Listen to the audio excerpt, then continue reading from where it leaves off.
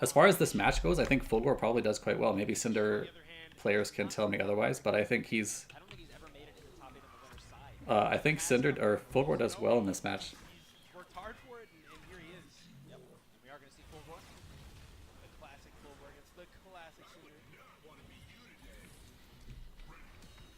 Alright, here we go. So you can... Oops, that was supposed to be a fireball for sure. But you can see that Fulgore is kind of not too stressed to be at this 5 level, right? Oh wow, that beat DP. 19 frame overhead for Fulgore is crazy good. This thing is so fast. The range is... You don't even have to be that point blank. He can be even a bit further back, right? And of course he's got an instant cancel into a low here, so... In addition to all his other threats, this overhead is really scary. No break early. That's a good mix-up. But no, you can't do that. And there's a good punish from Nikki. This is what I want to see. -6. You have to block. If you're going to block this reversal, you better have a punish ready. A lot of characters can punish with Shadow with reversal timing. Therefore, you don't need to time in normal. Every character, I think, can punish with jab at the very least.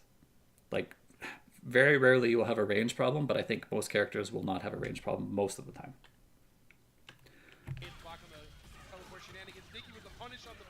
Still no break from Valor Axe.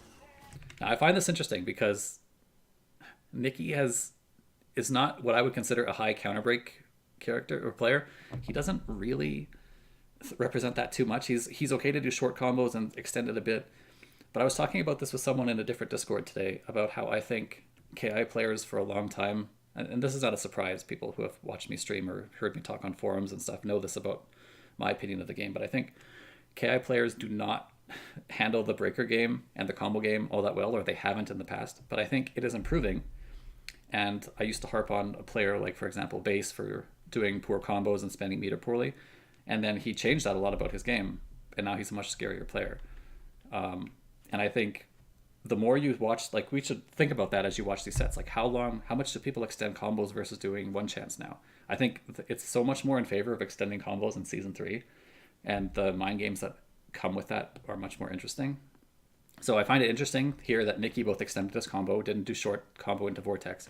He did longer combo, got more damage, still got his Vortex, and Valor Axe didn't break the heavy auto double. That's a punish, yes. Short combos necessitated there by the 2 jabs, and that's a good throw attack from Valor Axe, but he's low on life here. Quick break from Nikki. Nikki is very, very famous for breaking quickly. Plus, okay, backdash is good. You can see Cinder's trying to find a spot on screen where he can sit, right? Here he had to give up his turn, he backs off, and then, like, okay, he throws things, he's like, alright, maybe I have a bit of space here. Suddenly he's in. Fulgore just teleports and he's in. He gets away from the grab, but he has to start blocking now, and he's like, okay, well, now here Fulgore's plus, so, like, what does he do, right? Where's the spot on screen for Cinder?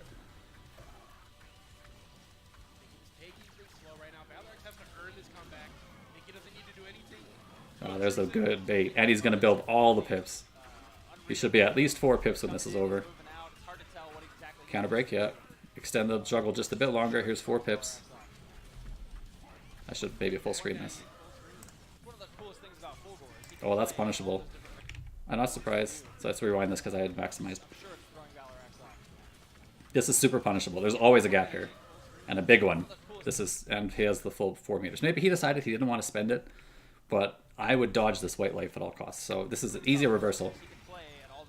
And that's mega plus too. You can see he goes in here. Cinder goes in, and he's still blocking. Can I skip by frames here?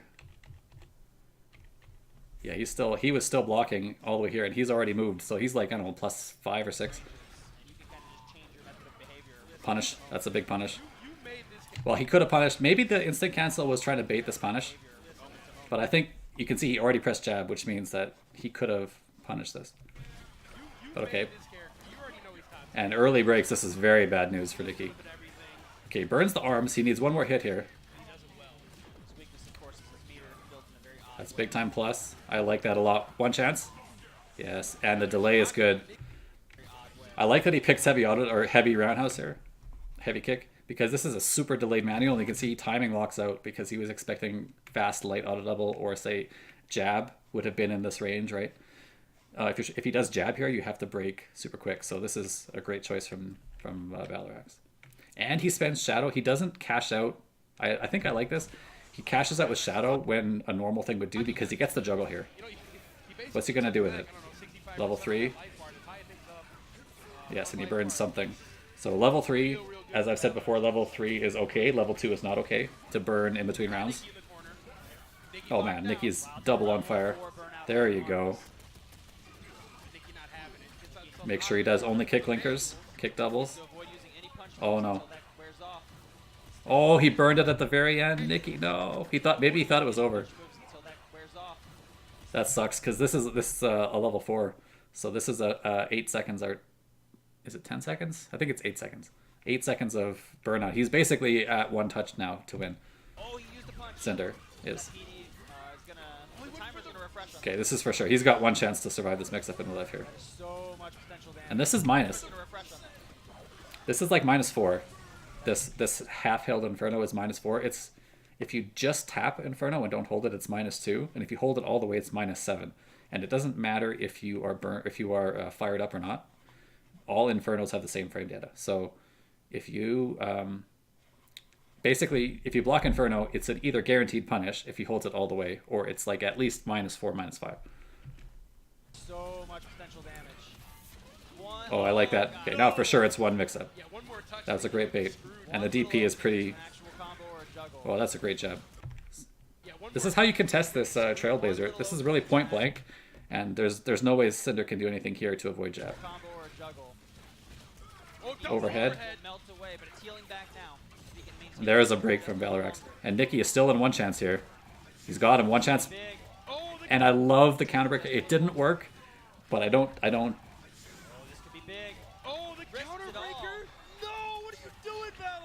And Nikki bet the game again there. Did you see that? Watch the sequence again. This is crazy.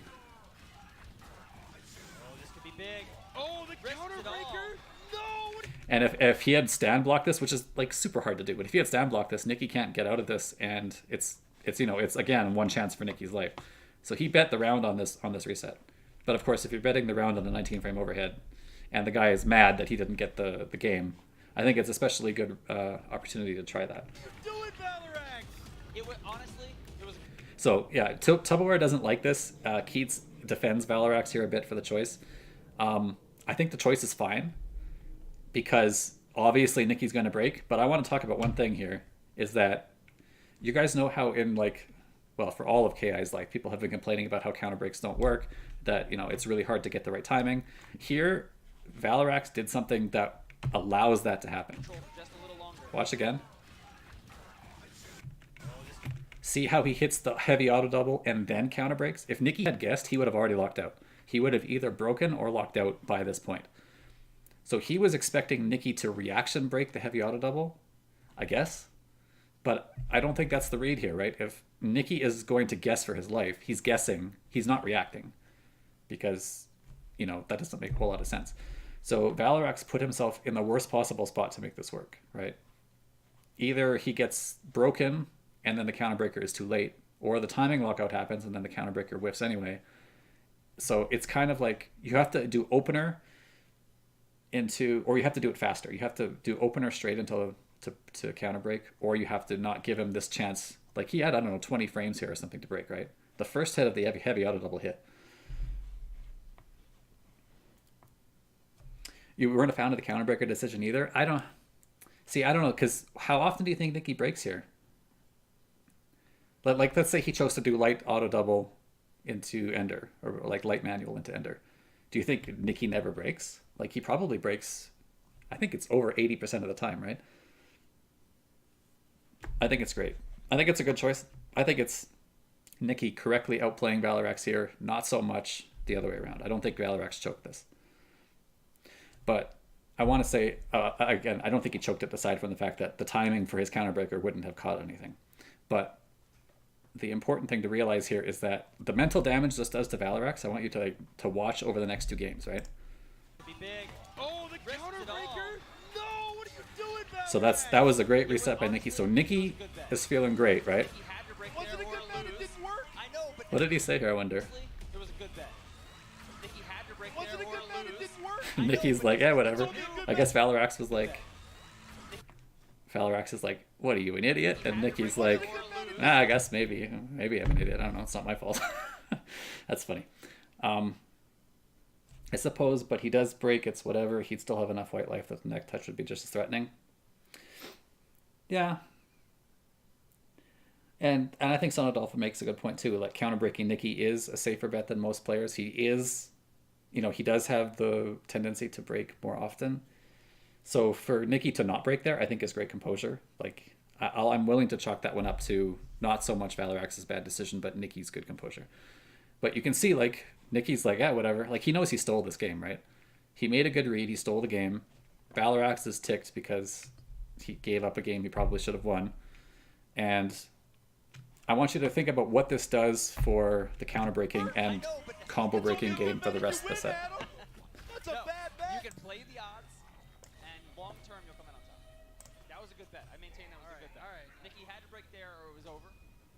And for some reason he didn't. Maybe he knew. So Valor tries to shake it off and keeps going, right? Now Nikki has this momentum. Good bet, mathematically speaking. He knows Valor Axe is going to be gun shy now, right? He has to be. Like, it's human nature. And I think that break is pretty strong. Like, it's a good guess because light is actually not that common there. But I think in particular, Valor Axe is like, man, you broke there too. Like, this is ridiculous. In his head, he's already ticked, and now he's like extra ticked. Yeah, so again, that's a frustration reversal from Valor Axe. And I think maybe if I was Nikki, I would have thought about blocking there because, you got this cornered, like, you've got this animal cornered in a cage and he's mad and he's trying to get out and he's picking at anything he can. So reversal seems pretty obvious there. And again, another guess break from Nikki. So Valor Axe is on triple tilt now. He's going to guess break. No, he doesn't. He lets... Wow, that's a crazy thing to let rock, right? So Valor Axe is... He kind of doesn't know where he is right now. Again, keeping Valor Axe full screen does not want to deal with him up close. He's in contended zone. It's working out for him. Oh, the medium. Okay, there's a break. Wow, medium stuffs Trailblazer on the ground, huh? This is a grounded move, Trailblazer. If you stuff it with a normal, even though it looks like he's off the ground, you do hit him grounded. Wow, again with the eye laser. Whoa, and the taunt to, like, do his best to put him on super tilt. I like that. Right now. I know that he wants to find himself in grand finals winner's side. And you can see Valor Axe is, like, sometimes breaking, sometimes not, and, like, the value of that counter breaker or not counter breaker mind game going in Nikki's favor in the previous game has ramifications for the whole set. Like, it's really it's such an interesting part of KI and how this sort of momentum and how this sort of seeding in your mind can just like wear you out over time. You feel like you can't do the right thing almost ever. And there Nikki gets him big time. Nikki is in Valor Axe's head. Yeah, this is big mental damage. After what happened last round, and now this is So does Valor Axe not break anymore? Or what does he do, right? Like if you're in his shoes, what do you do? Okay, that's punishable. But okay, he didn't have meter at that time. I wonder if teleport gets him out. Probably not, right? Wow, that was sick. I wonder if teleport gets him out here. Probably not, because teleport is not invincible for the first couple frames. Yeah, I guess he probably can't get out without meter, huh? No reason to do anything otherwise. a little bit of PD there, but Man, what a sick punish, too. look, opener ultra. Opener ultra off the jab. Like, he had to know exactly. Like, this is kind of, if you press a jab here, you're not entirely sure if he gets into danger, right? No reason to do anything otherwise. But, like, jab, and, like, he's in danger by a sliver, like, just, like, 1% or less, right? And he just knew that his next touch was going to be ultra. Opener ultra. Come on. Wow. That's how you do it. Yeah, absolutely. Beautiful. Ooh, ooh. Calm down, everybody. Calm down. It's okay. It's all right. So, yeah, now Valor Axe is thinking to himself, like, I don't know what to do, right? No, but Valor I mean, I can't really keep him out. When I get in, I'm guessing wrong a lot. Oh, I know, yeah. So does that mean he reversals more in this match? Like, let's keep an eye on that. If you're Nikki, you have to be scouting reversal. I think you go ahead and do heavy auto doubles more often against him. Sometimes he'll break them, but I think he lets them go more often. So you can just, like, let heavy auto doubles rock and basically get, I don't know, 20 to 30% free damage over the course of this whole game. Let's skip ahead here to the match. You guys know what I mean, though, right? Like, this is when you're playing a first to 3 set in a tournament, you can use this information to your advantage, right? Maybe online and stuff, you guys are playing random opponents all the time. It's a little harder. But this is what KI is made to be. This sort of long-term, one decision does not just have immediate ramifications. You see that Cinder is letting this rock. Again, he stuffs Trailblazer on the ground. He lets this rock. This happened again in game 2. He let the first couple heavy auto doubles rock, remember? So yeah, if you're thinking, how can you set people up with a decision? And people are like, well, you know, counter breakers are risky. What if they don't break? What if I like mistime it by a little bit? Or, you know, what if, you know, all these things, the success of hitting one of those things carries so much further into the future than just your next combo that it's worth playing this game. There's a heavy linker break. Caught him. Is he going to do it? He is going to do it. Okay, there's the throw reset. Nikki, I think Nikki knew that this was not going to be... This is too far to get all 3 hits, so he's not going to even bother. The throw reset is good. The potential damage stays there. That was minus, yes. You can't take... You can always take your turn back here. This is -2. He's tapped Inferno. Oh, that overhead is so far. Again. And the throw. I think I probably would have not gone for the throw here. I would have kept this combo going. Because you can kill with like 2 auto doubles and an ender. But that's fine. That's how you know you're in someone's head. You hit him with the overhead reset mid-combo. Just dropping your combos on purpose. Yeah, just let him know I'm in control. So he got him. I would break. Oh man, he would have got me too. I don't know if I would have counter broke, but I probably would have accepted a break. All this pips. Throw. 5 pips. Now if you're Nikki, I would not throw a projectile here for a bit. I would get to 6 or 7 pips before I slow my spin speed down. So go ahead and back up. What's he going to do, right? So he throws a projectile immediately. I think this is an area of full gore play that even someone like Nikki can improve on. Like, you know, he may not be starved for meter because he's got 6, and he's probably going to kill him before he has to really deal with this. But I don't know. I think you can let this go to 7 or 8. All he has to do is stand here for like 2 seconds. What's he going to do, right? He's expecting a projectile. So he's not going to just go crazy. He's going to sit there and maybe jump, which you can DP, which doesn't slow your spin speed down, right? So go ahead and sit here and let a couple of these pips build up.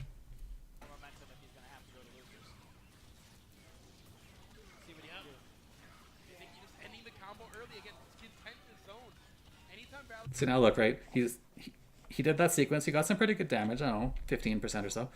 And now he's without shadow counter meter. Like, he spent, I don't know, 5 or whatever pips trying to get all that offense to work. This is probably not 5 pips worth of damage. But, you know, Valor Axe got out with the reversal, fair enough. And then now here he is caught without a bit of meter. I think, you know, there's opportunities for Fulgore to build more meter than he is. There's a good DP, though. Yeah, Nikki is really good at that. I think that's his main strength as a player, is his anti-air reactions. Oh, that was a good try. And you can see Valor Axe guesses on the linker. Right? I like that try there. Let's try to watch this again. He tries the stagger. He tries to block DP maybe, or walk out of range of throw, but I think throw is going to work here anyway. Maybe he tries to stagger a bit tighter because he will still block DP. And then we'll be able to frame trap a jab. But okay, doesn't get out of the way. Gets clipped. And then guesses the linker because he lets the heavy auto double rock because he doesn't know where the correct breakpoint is anymore. And Nikki, correct choice. Empty jump low attempted? No. Well, this was going to be empty jump low if not for instinct pop, I think. And now he's going to teleport out of the way. And then, oh, okay. He would have hit me too. I thought he was going to teleport back in zone, but instead he teleports into the corner, which is the highest risk thing. Because if he DPs out of frustration, right, he's got him in the corner now, and he's going to probably take the life bar. So, but you know, you only need 1 hit.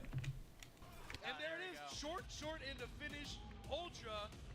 Nikki finds himself in grand finals at Combo Breaker winner's side. Very, very well played. Super clean, fast 3-0 sweep.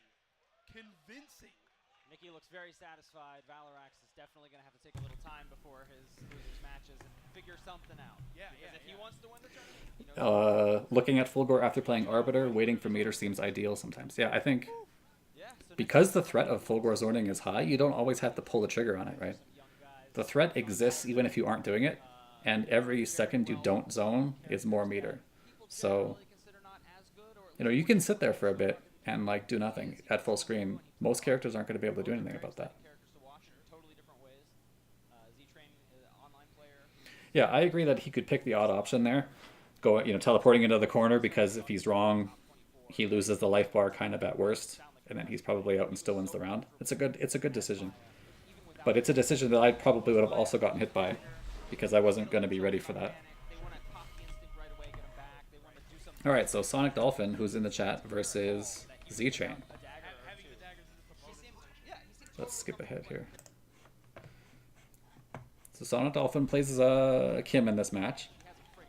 And I believe Z-Train picked Saberwolf, right? He doesn't pick Maya? She's a very smart, intelligent young lady. Yeah, so, I don't know, maybe Sonic, you can tell me a little bit about why he didn't pick Maya. Is that really bad for Maya? Is like Kim does she just destroy Maya or something? I can't imagine really why that would be the case. I guess you can parry the daggers and like use dragon kicks to try and snipe her. But yeah, I don't know. I imagine Saberwolf does better in the match just because he's a bit more of a terror on the ground. Very great fighter. Those are all the compliments I have for Kim. You hate fighting Wolf, so it was a good choice, and he's more confident. Okay. I'm sure Saberwolf is a very smart man. That's +1. Or is it +2? +1 or 2, I forgot. Already pushing Z-Train all the way to the corner. +1, I think. Chip damage on that push as well. Yeah, definitely. It's like a chunky medium punch worth. You didn't even get So you can already see a bit the diversity of KI playstyles, right? This one's a bit more grounded, a bit more slow until Saberwolf gets going here. This is, I don't know how you tech this. I mean, Another one, do it. it would have worked, yeah. A fifth one would have worked. -2. Nice anti-air. Nice Kim's floaty jump, easy the anti-air. She can't really do anything to change her trajectory unless she has a dragon. And even then, definitely isn't that other guy who thought he was the best Saberwolf. wow, he lets it rock. Okay, fair enough. He thinks he has the life lead, and he does. I'm not sure I like the wall spot here. I think a damage ender is better because you're going to get the corner no matter what, and I don't think you need the damage to capitalize here. Damage ender also probably doesn't give him instinct, so that's a great kind of cutoff decision here for you to go with. You know, if you were going to build him instinct and get him a free pop on escape, then I see why you might want to do wall spot. But if you can lower the damage deficit and also not build him instinct to pop, then I think that's probably a better choice here. Yeah. Sounds right. Some irrelevant guy. But no, it's not irrelevant. These footsies from Saberwolf. Nice throw there. It was probably a light guess break, right? But no, it's not irrelevant. These footsies Well, maybe not. right now. Pretty good. Wow. Dash on the overhead into low. That's pretty good. Great. Her walk speed's fantastic. Wow, he did guess break after that. And unfortunately, you were committed there. Couldn't see the lockout in time. And I like the parry here because you don't want him to Pharaoh cancel, right? Massive damage capability. He basically has to Pharaoh cancel before the hit, which is like a super big waste of meter, and he thinks he's catching your jab anyway. So he's not going to like fake it for no reason. So I really like the parry here. Nice. So smart to parry. Latala says, I'm surprised you went for Kim with Wolf. Full set of dragons as well. I imagine this match is... Oh, that's a good jump. I'm surprised this... Alright, don't imagine this match is the worst of all time for Kim. Maybe a bit annoying. Overhead, okay. I get hit by this all the time, by the way. I don't know how to block this. This dash through overhead stuff. Overhead, okay. And that's with the slower version, right? Like, that overhead used to be 15 frames or whatever. Now it's like 21. And it's still, like, super hard to get out of. And the break. Sonic Dolphin. Not totally composed in the corner. A couple random jump backs and then dragon kicks his way out. Guess light? Yeah, I would have to guess light here, right? In the corner. Whenever he does jab, jab, target combo like this, Way out. he always ends with like 85 to 90 kV, and like light is the kind of a common choice here because you don't really have a lot to worry about if you lock out. The teacher is just getting so much mileage off these crossover mix-ups. Yeah. Dashing through, either throwing or going low. Dash under. I might have dashed under here. I think you can get under him. Maybe spend your dragon to dash under and then punish. But anti-air, okay. No jug. You get the corner anyway, so that's probably fine. Jab a little bit. Nice. Now Yeah, I wouldn't back up here, right? This is your corner space. I think you have to go in. He doesn't have instinct to pop, and I would like press medium punch here or something. I would lock him down. Make him do something. But instead you kind of back up and give him the space. That's a good anti-air there. That was a sneaky command grab. No break for D-Train till now. That worked out for you, which is pretty cool. I guess you were backing up with the intention to anti-air, which I respect. I like this command throw too. So yeah, I think it might have worked out worse for you if you weren't ready for the anti-air, which is good. In general, though, I think it's kind of tough to let him leave the corner like that. He doesn't guess break here. He does break heavy on reaction though. He got you, unfortunately. Yeah, that'll do it. Yeah, 4-frame shadow. D-Train saber wolf. I did not expect to see saber wolf. We talked up the Maya. He's laughing because he dropped the style combo. Here's what I'm gonna do. Go to this tournament, beat up everyone with Maya. I think if you're gonna style on somebody, you better not drop the combo like this. We talked up the Maya, and then he picked Saber Wolf. That's what he was counting on. He's like, here's what I'm gonna do. Go to this tournament, beat up everyone with Maya. They're gonna talk about my Maya. It's gonna get Whenever he does light jab openings, he doesn't do enough damage for me to want to break. real character, Saber Wolf. I think I understand what you're saying. The problem is that you get mixed, right? The breaker doesn't just save you the damage of the combo, which might be, I don't know, 7% if you break and 10% if you don't break. So it's like not a big deal. But you avoid the wall splat mix. And if he does knockdown or something, you get space and, he has to counter break you there to make that not worth the guess, I think. Sheriff Saber wolf has the daggers. His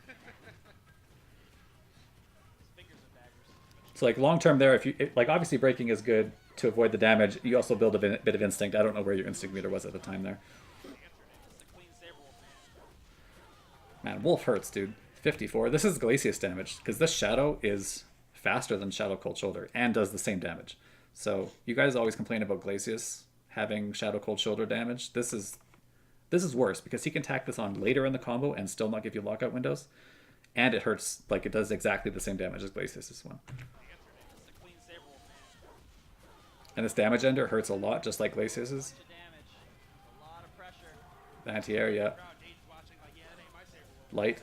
Yeah, again, I think you break light there. You survived the mix here, The crowd, Jade's watching but like, yeah, that ain't my Saber Wolf. look, and you had instinct either way. You survived the mix here, but I think if he dashes through and does overhead or something, you die.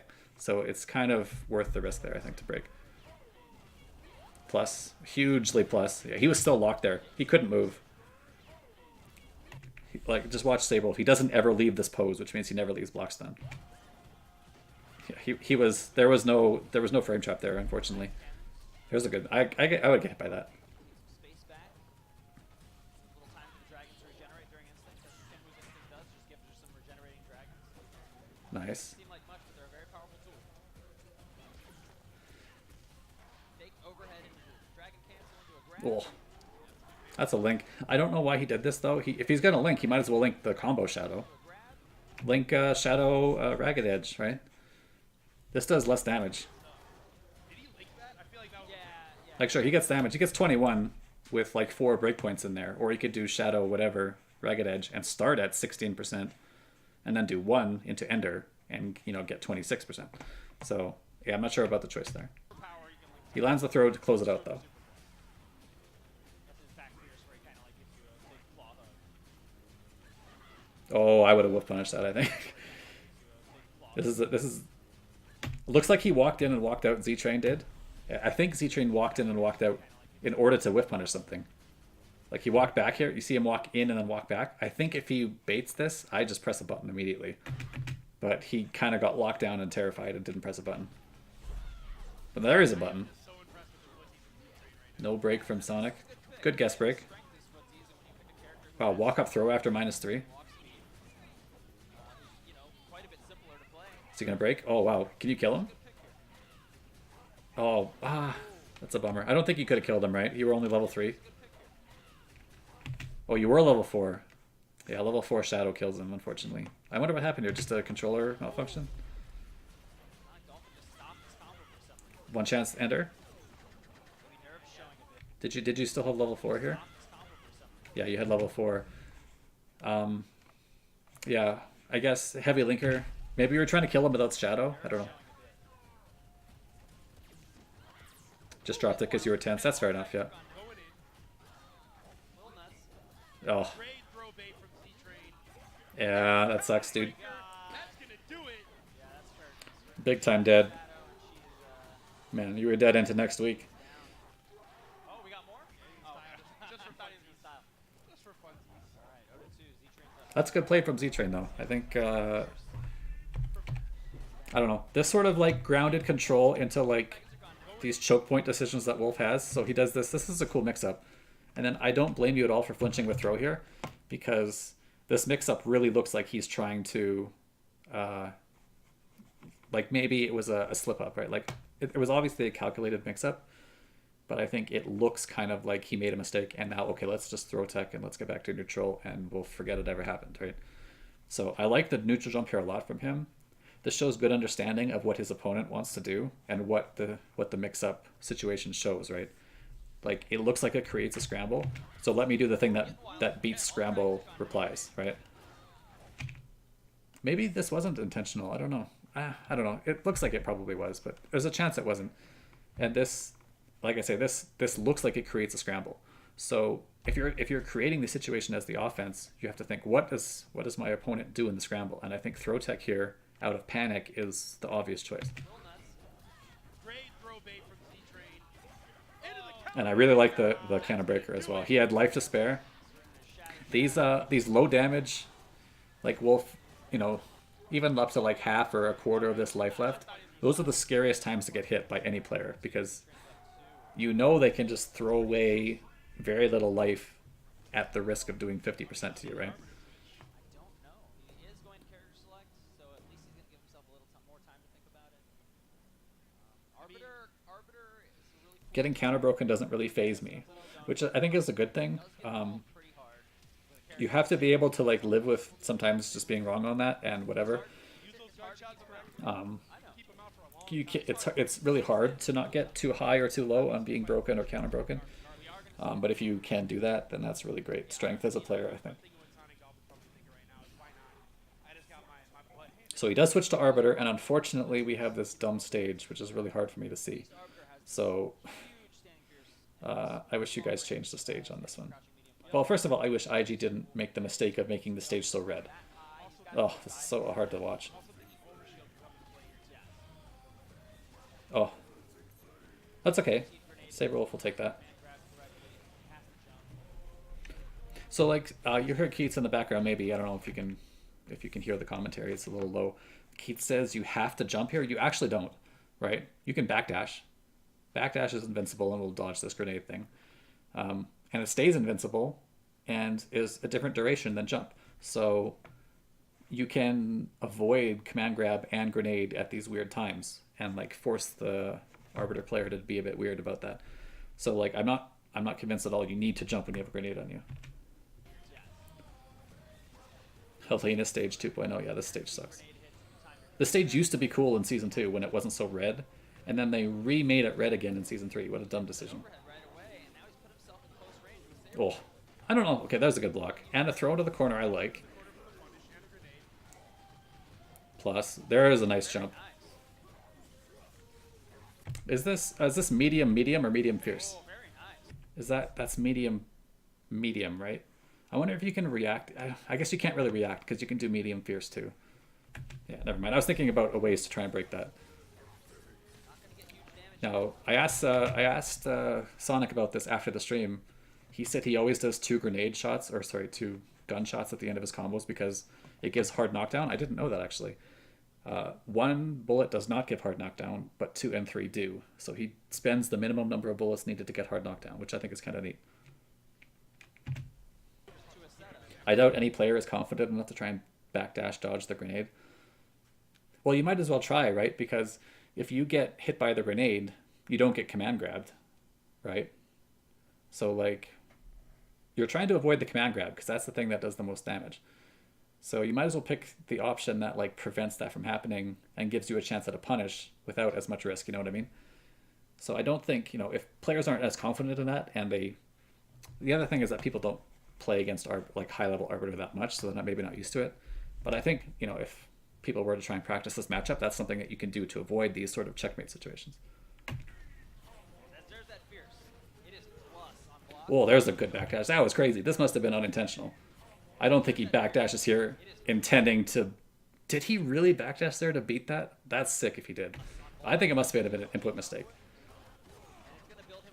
Guess linker break. Only 3%, you can see, because he had to churn through all this damage. This damage on the overshield is never counted in the combo meter, right? So he really did... It said 3% at the end here. Let's go ahead and watch it. Right, there's 3%, but he really did about 11 or 12% because he had to churn through this I think it's 8.3%.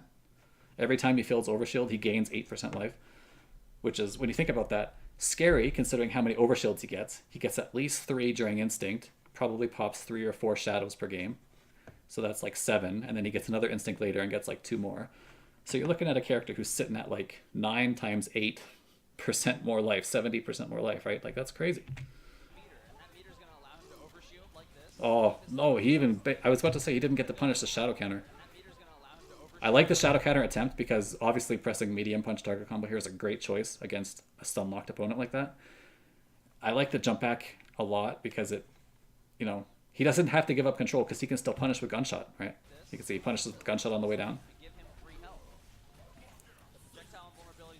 Unfortunately, Z-Train had to break at the worst time. This is the worst place in KI to break after heavy linker, and you have all options of auto double and manual available to you, and you have to try and guess timing and strength. 2 for the hard knockdown.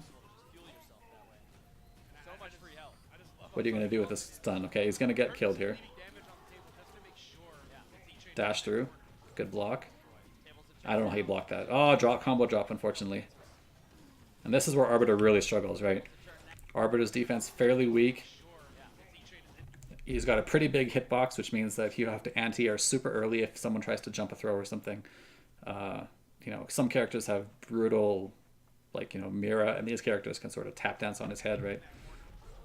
So he had to just block. He got lucky with the break, or with the combo drop. And he eventually builds meter and is like, finally, let me get out of here. This is a reversal. Puts the grenade on him. What's he going to do with it? Oh, this is a punish, right? You can definitely punish this.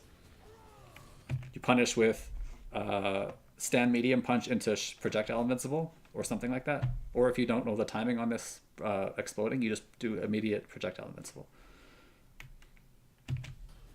But okay, he gets out because of the -2 overhead.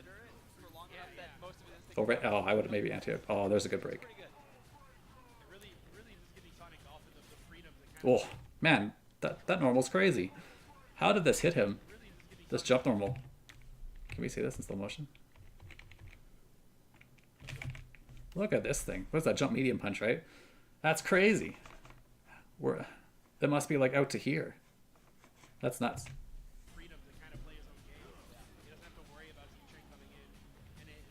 I don't know if I like that. That wasn't even in range, was it? Were you trying to catch dash or something here, Sonic?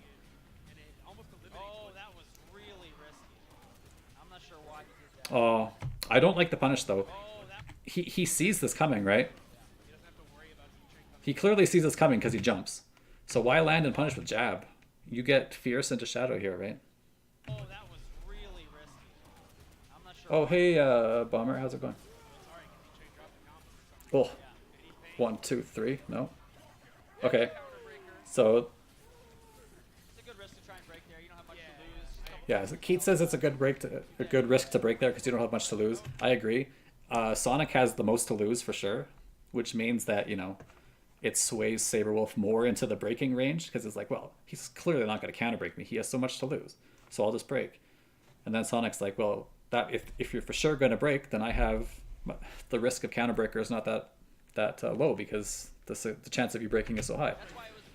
Oh, air parry? I forgot he had air parry. This is how little I see this character. Air parry is so sick. And you can see he was so surprised he didn't even see the command grab. Yeah. Light, yes. Nice break from Sonic. This is what I like about Sonic's breaker game. He doesn't let stuff like this rock. Like, he knows this is light because he sees the distance Saberwolf travels on the ground. And a lot of players will be like, whatever, I'll just let it go, right? Because they don't want to be wrong. It's early in the combo. He gets crazy damage. But Sonic doesn't let it happen. He's good about breaking these, like, intermediate game knowledge situations. I like that. Puts the overshield on. 8% free health, can go through grenades. Regenerating, lots of overshield. Giving us That's quite a bit of free health. 0, I think, if you block the... And there's a frame chop. This is an expensive attempt at a frame chop, unfortunately. 1, and then you're like, okay, I'm putting the gun away. Psych. Psych, you fire it again, right?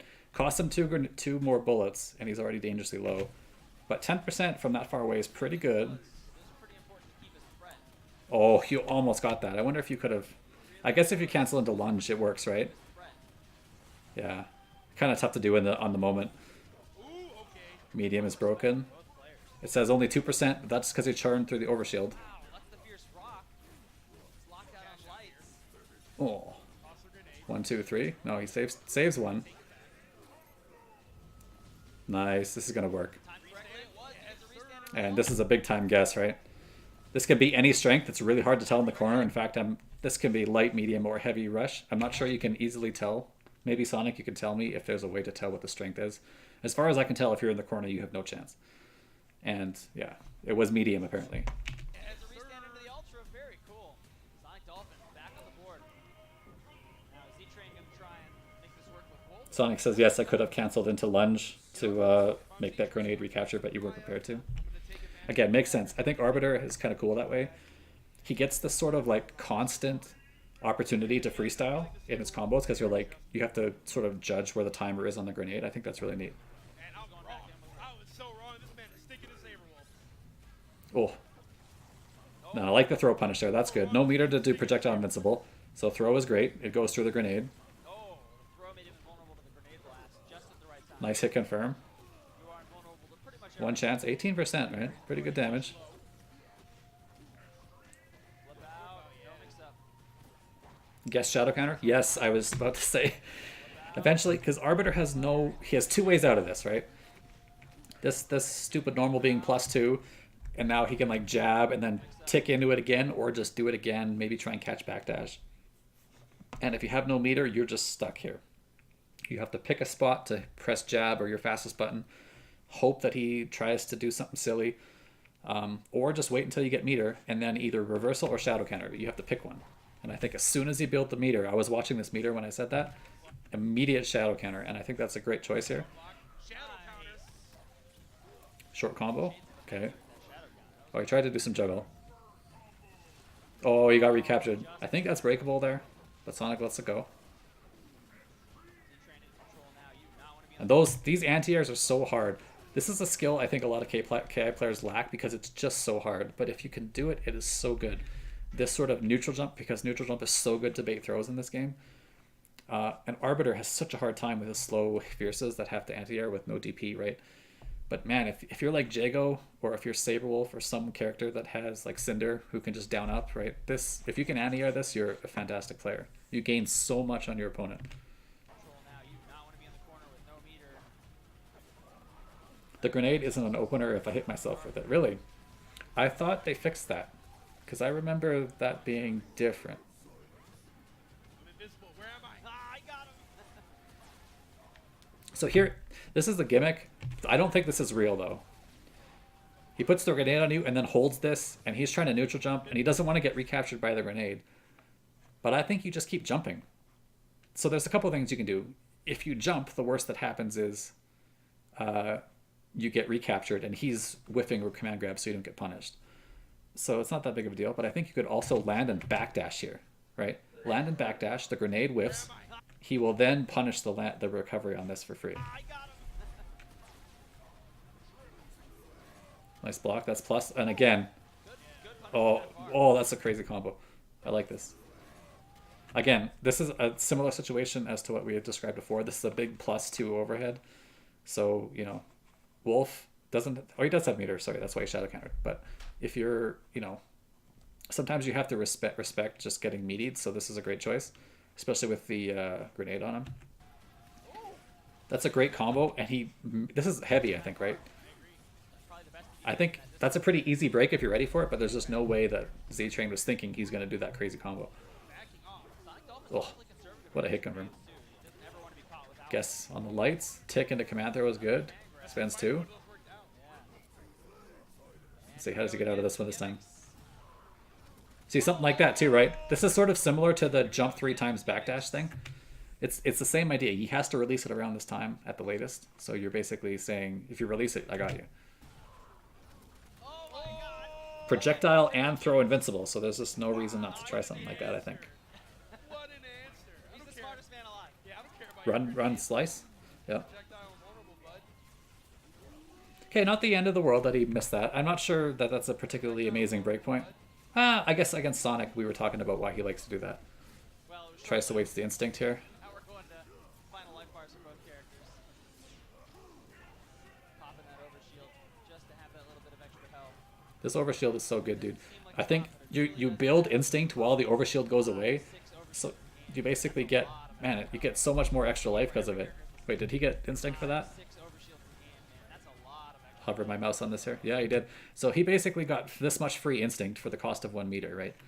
And he gets to survive combos. Like, it's crazy. Where every character has the same amount of health. Now you're this big tank with this giant. Yes, and there's another one, right? That's the real deal. And next time he gets hit and he loses that damage, he'll have instinct. I love it. Heavy, yeah, he's going to break there. Maybe an accidental self grenade. This is a bummer. Z-Train, if he's sitting here waiting for something cool, he can whiff punish this with Shadow, right? Self grenade. Had the overshield though. Then again, he missed a chance. Slow play it because he needs to wait for his Oh. resources to regenerate. Medium is broken. Remember, next time Sonic gets hit, he's popping instinct, and he's going to get 3 more overshields. He's going to pop it here. Yeah. He gets hit, but it's fine. I always forget Arbiter can parry. Because all this hits, or sorry, I guess here it does matter because the Fierce churn through the whole overshield. But sometimes when you take these hits, like the white life that gets built on these shadows doesn't happen because you are letting your overshield chew through it, right? So it's like a triple bonus. But it's fine, yeah. Oh, nice. Has the overshield from instinct. The overshield's coming back. Does the self-destruct grenade. He locked out on that shadow, and I think Saber or Z-Train locks out a couple times on it, which is a little strange. It's not a particularly hard shadow to break, but on stage lots of things happen to you, right? Pun yes, this is great. He has to feral cancel so that he can save the grenade. And now, but that reversal turned into big time plus on block for Sonic. He could have stayed in there, right? Maybe he didn't want to lose a scramble. He's like, I'm just getting out of here. Stop the grenade.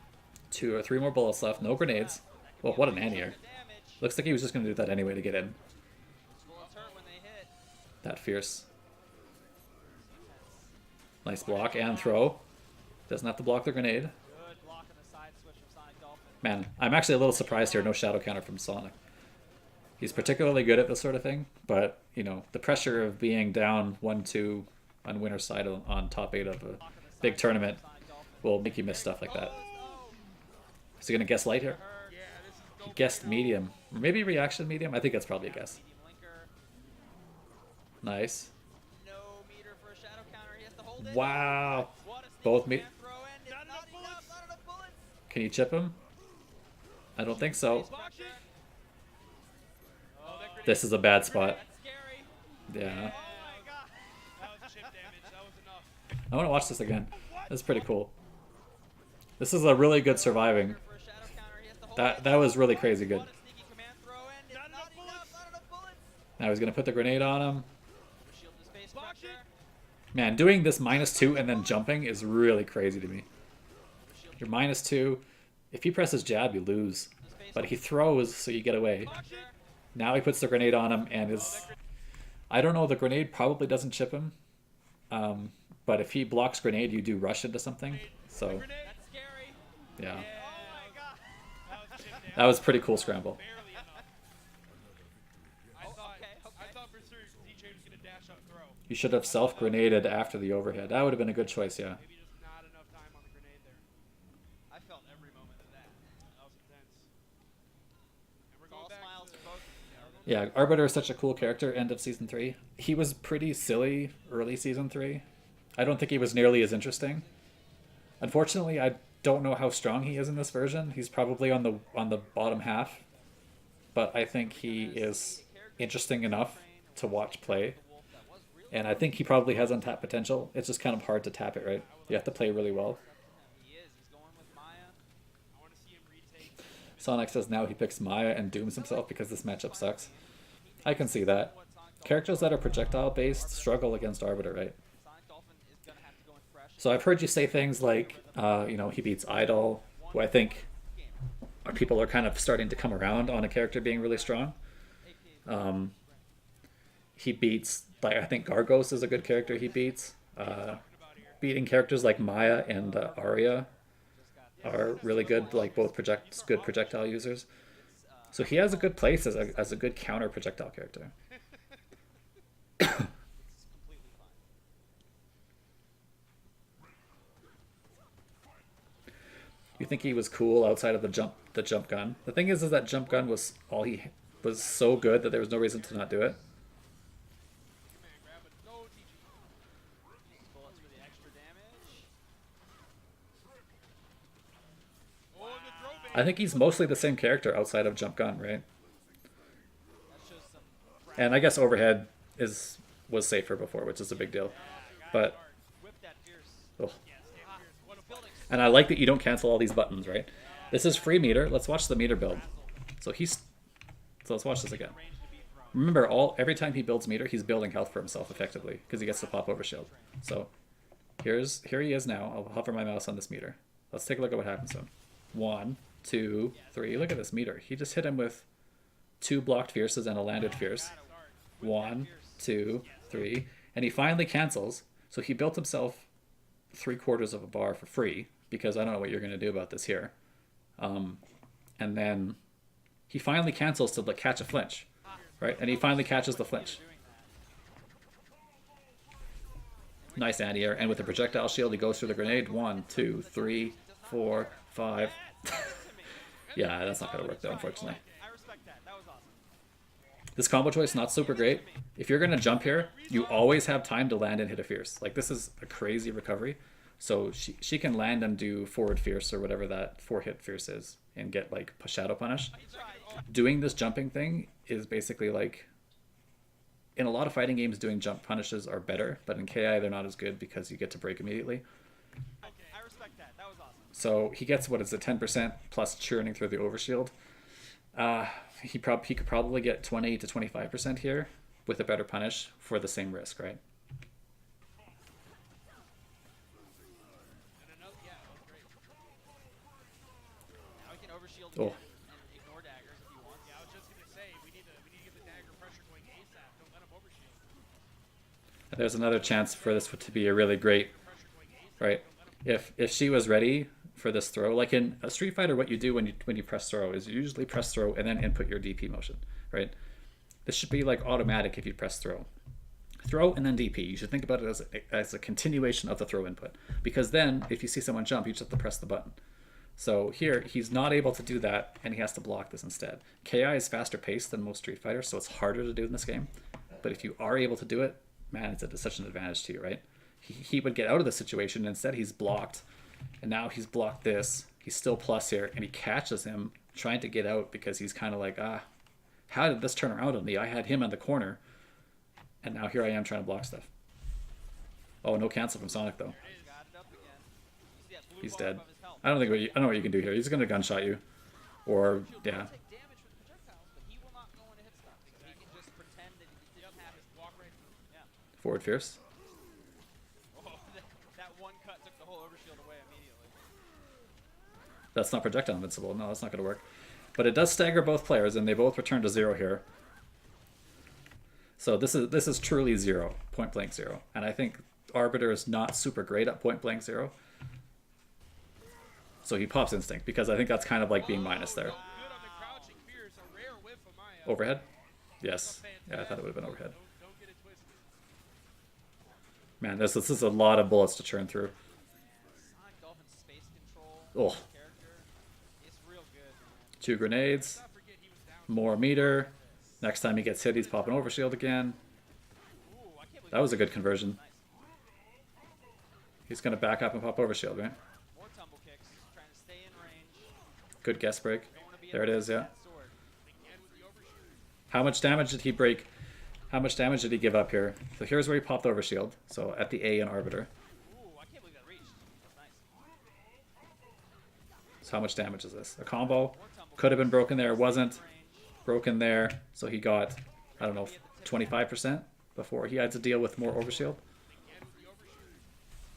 Oh, there's the frame chop gun again.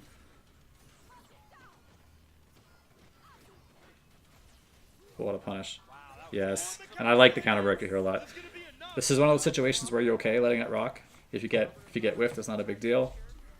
He's dead, right? 1, 2, 3. And the bullets. Oh, I forgot about the bullets. That was enough. I completely forgot about the bullets. Sonic Dolphin. That matchup does look like it's not super fun for her. There's probably some whiff punishes he can do. Like if you stand back and you whiff fierce because you're trying to space control, she can probably shadow some things. Or like jump, neutral jump, and then if you whiff something, he can like, what's it called? Do the air throw down. So here's Keats defending how cool Arbiter is. Right? That's the mentality of a lot of players. So you don't see a lot of people playing it at that pace. Second reverse 3-0 of the tournament. Yeah, because you did it against Carnitas earlier, right, I think? Swinging that fierce. It adds up really fast. Very, All right, let's keep going here. This is going to be So Keats spends a bit of time talking about how much he wants to see this idol, or this Ognos mirror, and how cool it is, and how it used to be sucky before they made the change to remove armor from the mirror.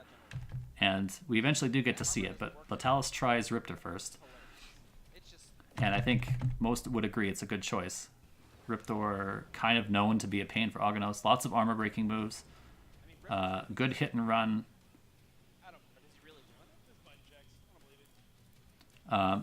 Also has struggles with the high hitbox thing. A lot of Riptor's mix-ups are kind of better on tall characters.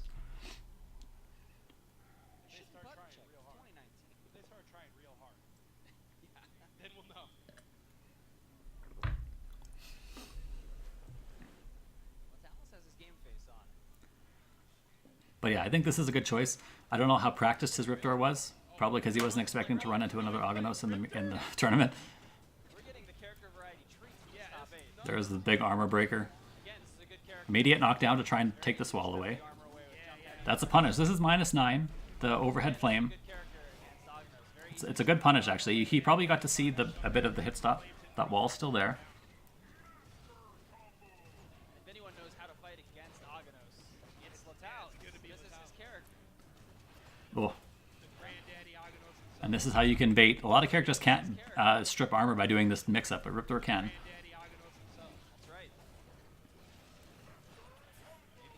More plus frames. Plus frames galore here. He keeps it really safe. I'm not sure. Maybe he's testing the water to see how patient Night Slash is going to be about this. I would have liked to see him do a bit more mix-up stuff there, though. Is the wall back there still? I think it's gone, right? Is he going to chunk up? Yeah, he is. He's going to probably spend 1 or 2 as quickly as he can here. Yeah, there's 1. Does that work? It does. He tried to do the thing into wall. So you can see him putting up the wall there. It loses all the chunks. That's -2. Oh, what a bait. 1, 2 thing. Yeah, and that's breakable. Despite this being a target combo, this counts as 2 distinct moves for some reason. I'm not sure why. Maybe because they wanted 1, 2, 3 into club to be always breakable. But it does mean that this is like one of the main exceptions in the game for that target combo rule. So this is breakable. I don't know if Latalis knew or that was medium. He must have known. He plays the character more.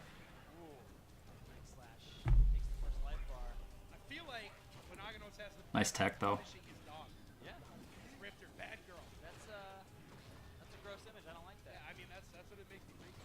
Man, super dangerous.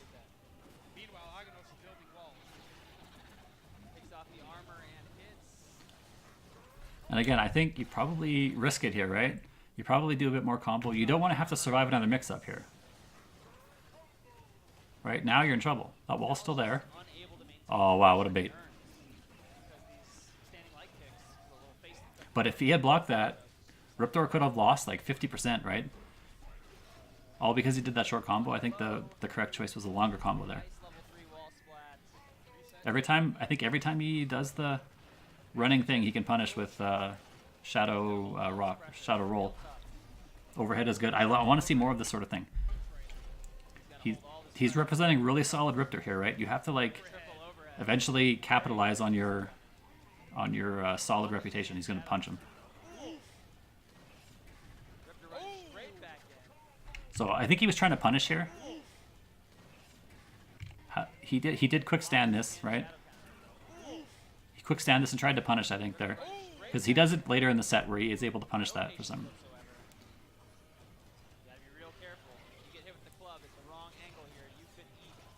Oh, big time punish. Rocks. He's dead, right? Chunk into thing. There's nothing you can do about that. If you got hit by the Shadow Rocks, that's all guaranteed. I still don't even believe. I feel like that was a button check. I don't believe he picked that was game 1. I don't think he picked Night Riptor. flashes up. I can't believe it. Night Slash says Argonos mirrors are the best. Well, I'm glad some people seem to like them. I haven't seen them enough, I guess. Either that or he's trying to go with Sonic Dolphin. They're pretty wacky to me. He wants the 3-0 comeback just for the drama. Yeah, man. That's. Oh, he tried to punish. I guess so. I paid my bill. Oh, that's a brutal way to lose those chunks. Now he's in the corner. Not well. Let me tell you. Reset into the low. Look at how much damage he lost. 31%. God bless Combo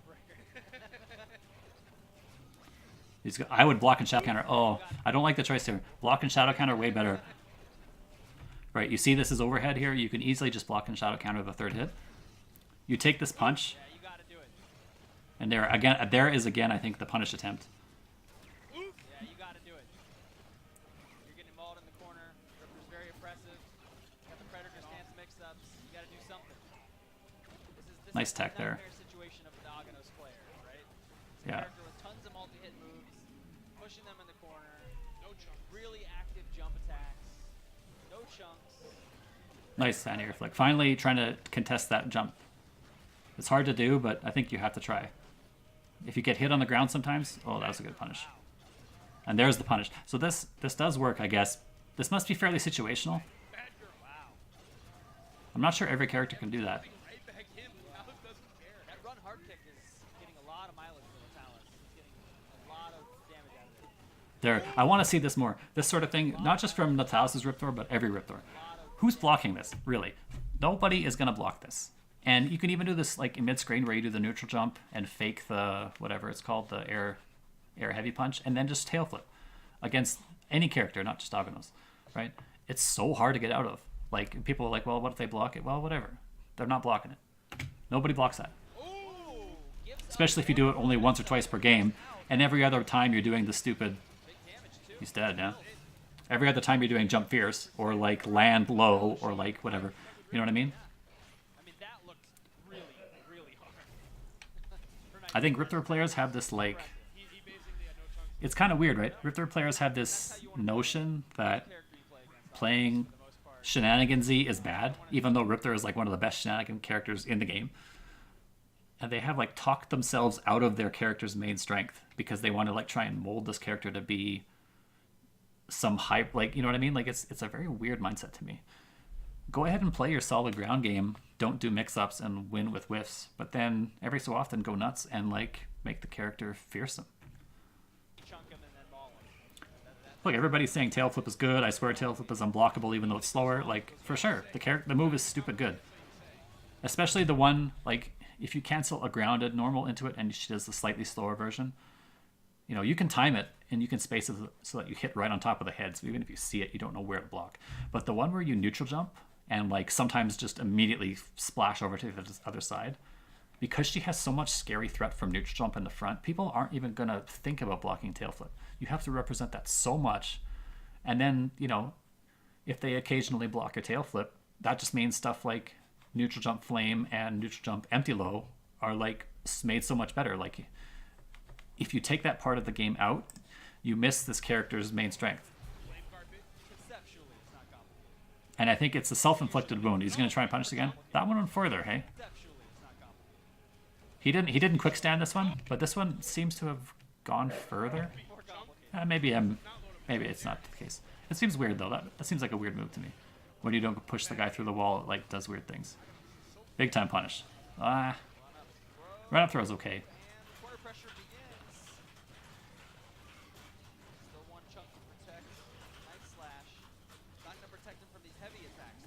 tried to run back something. Medium break. I'm pretty sure that was a reaction break from Latalis. Yeah, this fierce thing is never safe. This like target combo starter, the second hit and the third hit, they're all like massively unsafe. You can like try and frame trap people by like delaying the second hit, but it's not really that great, unfortunately.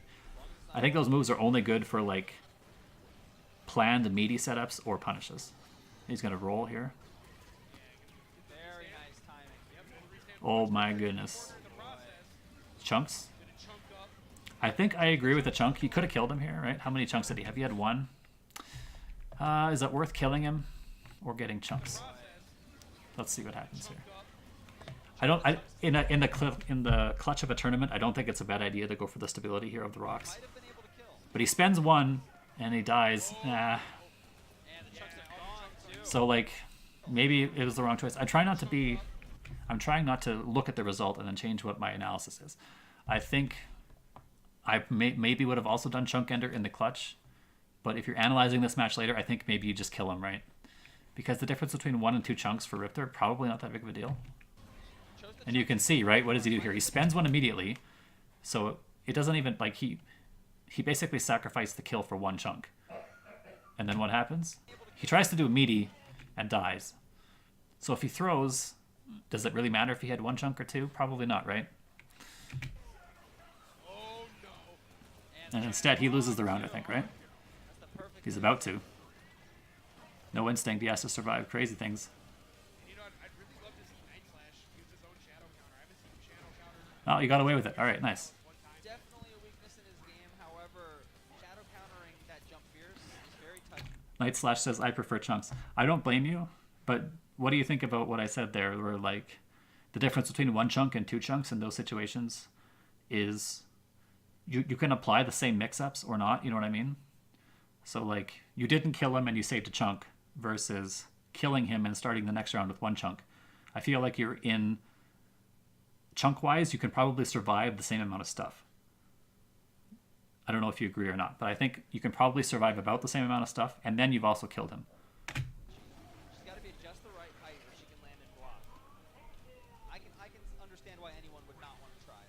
Yeah, maybe especially with a bigger character. Yeah. Nice punish. That is minus 12, I think. That's sweep. It is possible, though. I know some players who have practiced that and can land it most of the time. There's another shadow counter. Latalis definitely not letting him get away with those. As an Ognos player, he probably is quite aware of when people want to use that and what the startup frames look like, so he can be extra prepared. See, look at this. If he did tail flip here, I'm not saying he should have in this situation because maybe he doesn't want to corner himself, blah, blah, blah.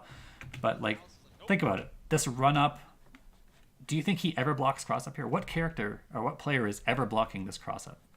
It's never happening. I think he's just happy he didn't press throw. Like, he's thinking to himself, man, I got away with it. I didn't throw. Great. Now I can block this and maybe deal with something. Right? So if you immediately just start throwing in, there's a good shadow counter. And is he dead? He's not dead. Chunk up, wall, splat.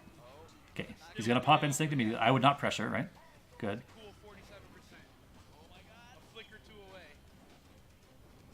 There you go. That's a good pop from Latalis. I like both players' approach here. Obviously, he's not attacking because of the pop, and I like that Latalis did not pop because I think both players have this understanding that this is a situation where he could pop, and then Latalis uses this opportunity to steal his turn, basically. So he gets counter hit there. He gets away with that one, but now he's looking for an opportunity to pop in reversal, right? He finds a very good opportunity here with the jump. But he did that because he was willing to steal his turn. Now, he could have done Shadow Tail Flip, right? No, maybe. This is kind of tight. Maybe he was thinking about it and was like, I better not gamble. But Shadow Tail Flip is incredibly fast and will low profile a lot of stuff, so might have worked. But instead he does the Invincible Reversal, which does not net a combo. He can still win. Not anymore. Oh, Shadow Counter. Whenever you see this, right? This is big time just... Oh, you didn't have the meter. I was looking at the wrong meter. Crap. Okay, never mind. And he does take his turn back and does an untechable grab, which is a pretty good reaction to that scramble then. Turns -2 into a situation where Latalis does not get to steal his turn back. Bouncing around his seat. He's got his playlist on. What do you think he's listening to? The Killer Instinct soundtrack. No. He's definitely. So Latalis loses 2 games with Riptor and decides to go out with his main character, which I agree with. If you're gonna go out, you might as well give the crowd what they want to see. Audio. Here we go. Play a match that isn't seen at high level all that much. One thing, and that thing is standing fierce punch. I want to So yeah, Keats is saying standing fierce is great. Aghanos can't crouch it. Find out what Aghanos versus Aghanos puts. And armor doesn't matter, so you just kind of like I'm imagining it. always take the damage or, And chunks don't matter in this matchup. you so know, you just use them as protection. use them as walls, but You press fierce punch lock 'cause they can't duck it. And he knows. Yeah. I don't even know how to commentate this. There's Fierce. That's what I want to see. And I think you can hit confirm this, right? Night Slash, can you confirm that you can hit confirm this? Yes. Ooh, I'm pretty sure you that's what can. I want to see. Doesn't seem that hard to me. Takes the chunks. Leave the chunks. Take the damage. Unless you're gonna So what is he going to do with these chunks? Because he did give up a lot of damage to do that, right? Okay, he tried to use it as a meaty, he ignores armor on all his attacks. The or armor- as a block string, basically. I wish I had video of the version of this where the armor Oh. didn't work. It was just the worst. Saying how It was horrible so it was. bad. Nice throw attack. Oh, was that a reversal? No, it didn't say reversal. It's really hard to reversal this stupid stomp. But I don't think that was a punish. That's Off. enough. Brings out the bat. Yeah, I guess he's gonna win footsies now. The one with the bat. That's the answer. Nice. Unless that I happens, like it a lot. the one with the bat. Very clearly waiting exactly for overhead because he's crouch blocking, and you know he had blocked a low earlier, so a lot of Aghanos players will be like, all right, fine, you blocked a low, try this, right? Tries to do the overhead. He's waiting exactly for overhead, and he knows exactly what this move looks like when it starts up, so no problem. Unless that happens. Is it the answer? Night Slash's reactions with those are on point. They have been all day. The reversal message doesn't pop up for normals, right? Yeah, that's true, but I don't think that was reversal either way. Everyone gets How do you stop a bad guy with a bat, Keith? the bat. A good guy with the bat. That's the only way, man. Is Latalis going to do it? Yes, he is. He does the same thing. And this is... Ooh! Ooh, what happened there? Build the wall. He's trying to chip him, right? So he does the counter. One guy gets hit because why? The only way, That's man. the only way. Build What the happened wall. here? I wonder. Why did this look like somebody took armor? Ooh! Or did they both hit each other? Build the wall. Yeah, that's what happened. They both hit each other. Ooh! But it was going to be a trade, but one guy died. That's why it looked funny. Okay, makes sense to me. Thoughts and prayers, too. Thoughts and prayers is the only way. Damage is good. Look at 21%. This is crazy. 21% on jab, jab. Jab, light opener, jab into damage under 21%.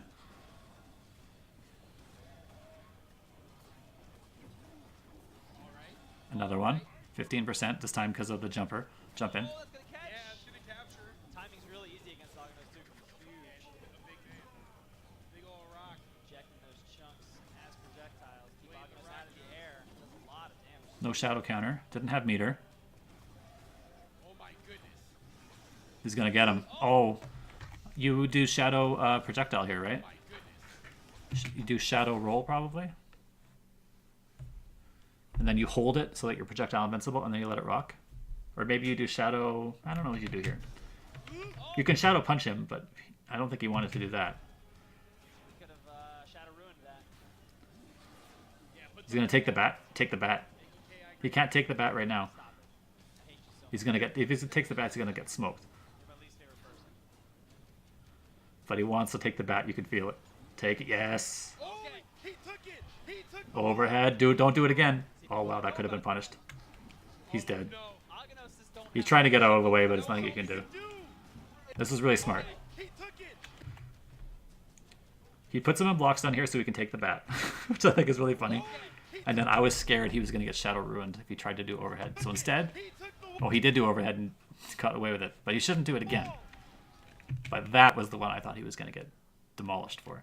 You can just do shadow roll or something, right, to catch it. See, people don't know about that. But yeah, now you're boned. Aghanos just don't have ownership over the That was all he could do. And Night I Slash wanted takes more, it. but Night Slash takes it. There's no ownership over the can rip the other Aghanos' wall out and make it your bad.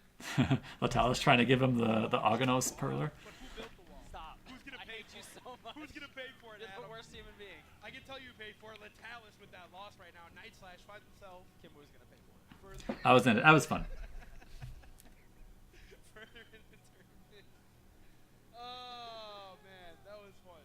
Thank you, Latalis. Round of applause for Latalis for giving me what I wanted. That felt really good to see. All right, up comes Wheels. And is this Wheels versus Valor Axe? No, not yet. This is Wheels versus Carnitas. And I think this is kind of a Carnitas kryptonite, actually. It's All right, we got the big Demon King. actually, hang on, guys. I need to go get a drink of water. My throat is very sore. You guys want to hang out for a minute? I'll be right back.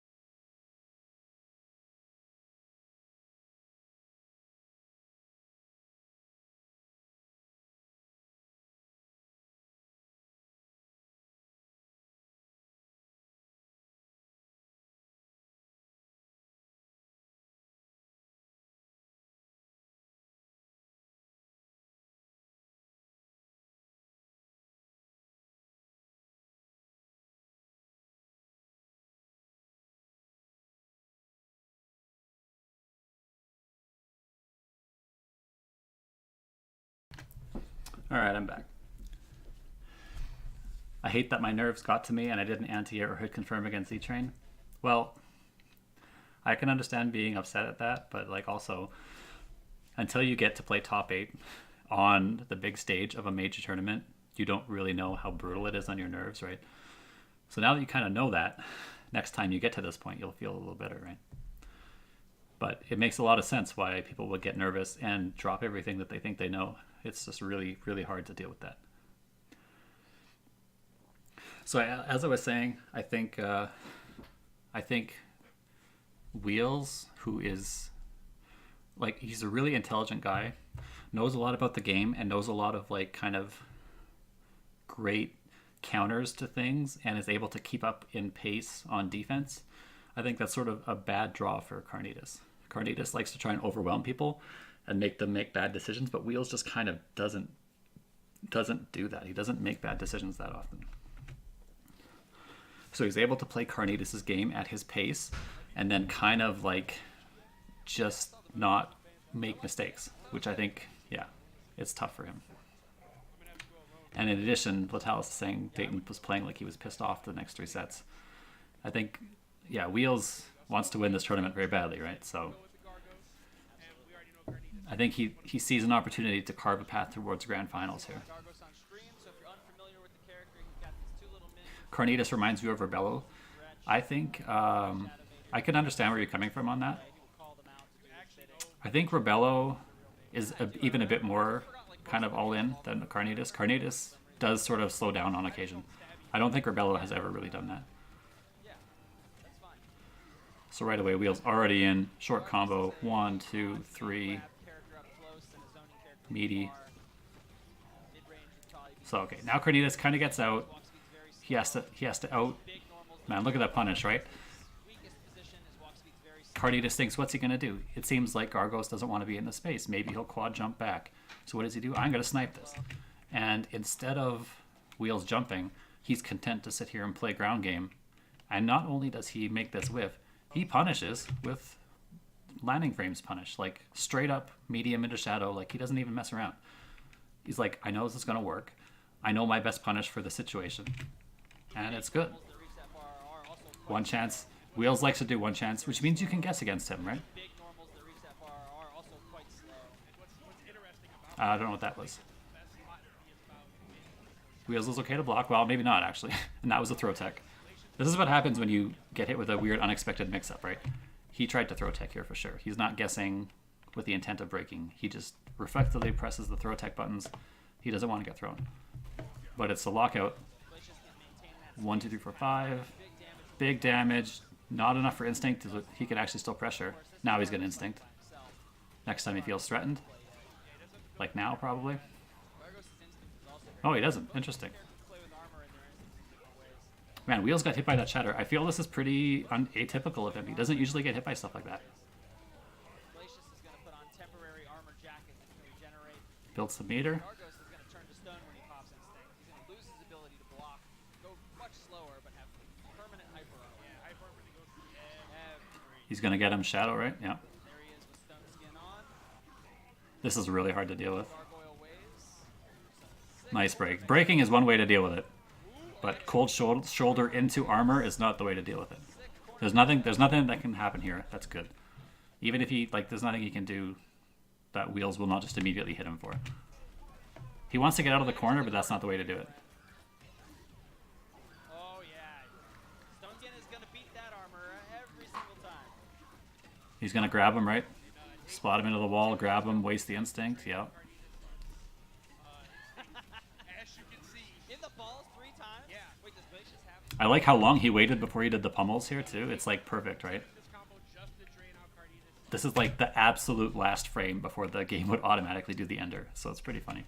Wheels knows exactly how to waste the most possible instinct. Wait, does Glacius have I don't see them, so I'll say no. We're good. Back fierce, yes. The Captain America cover he has going. I like how Dayton has practiced the timing to There you go. This is the same mix-up, except he didn't jump forward this time.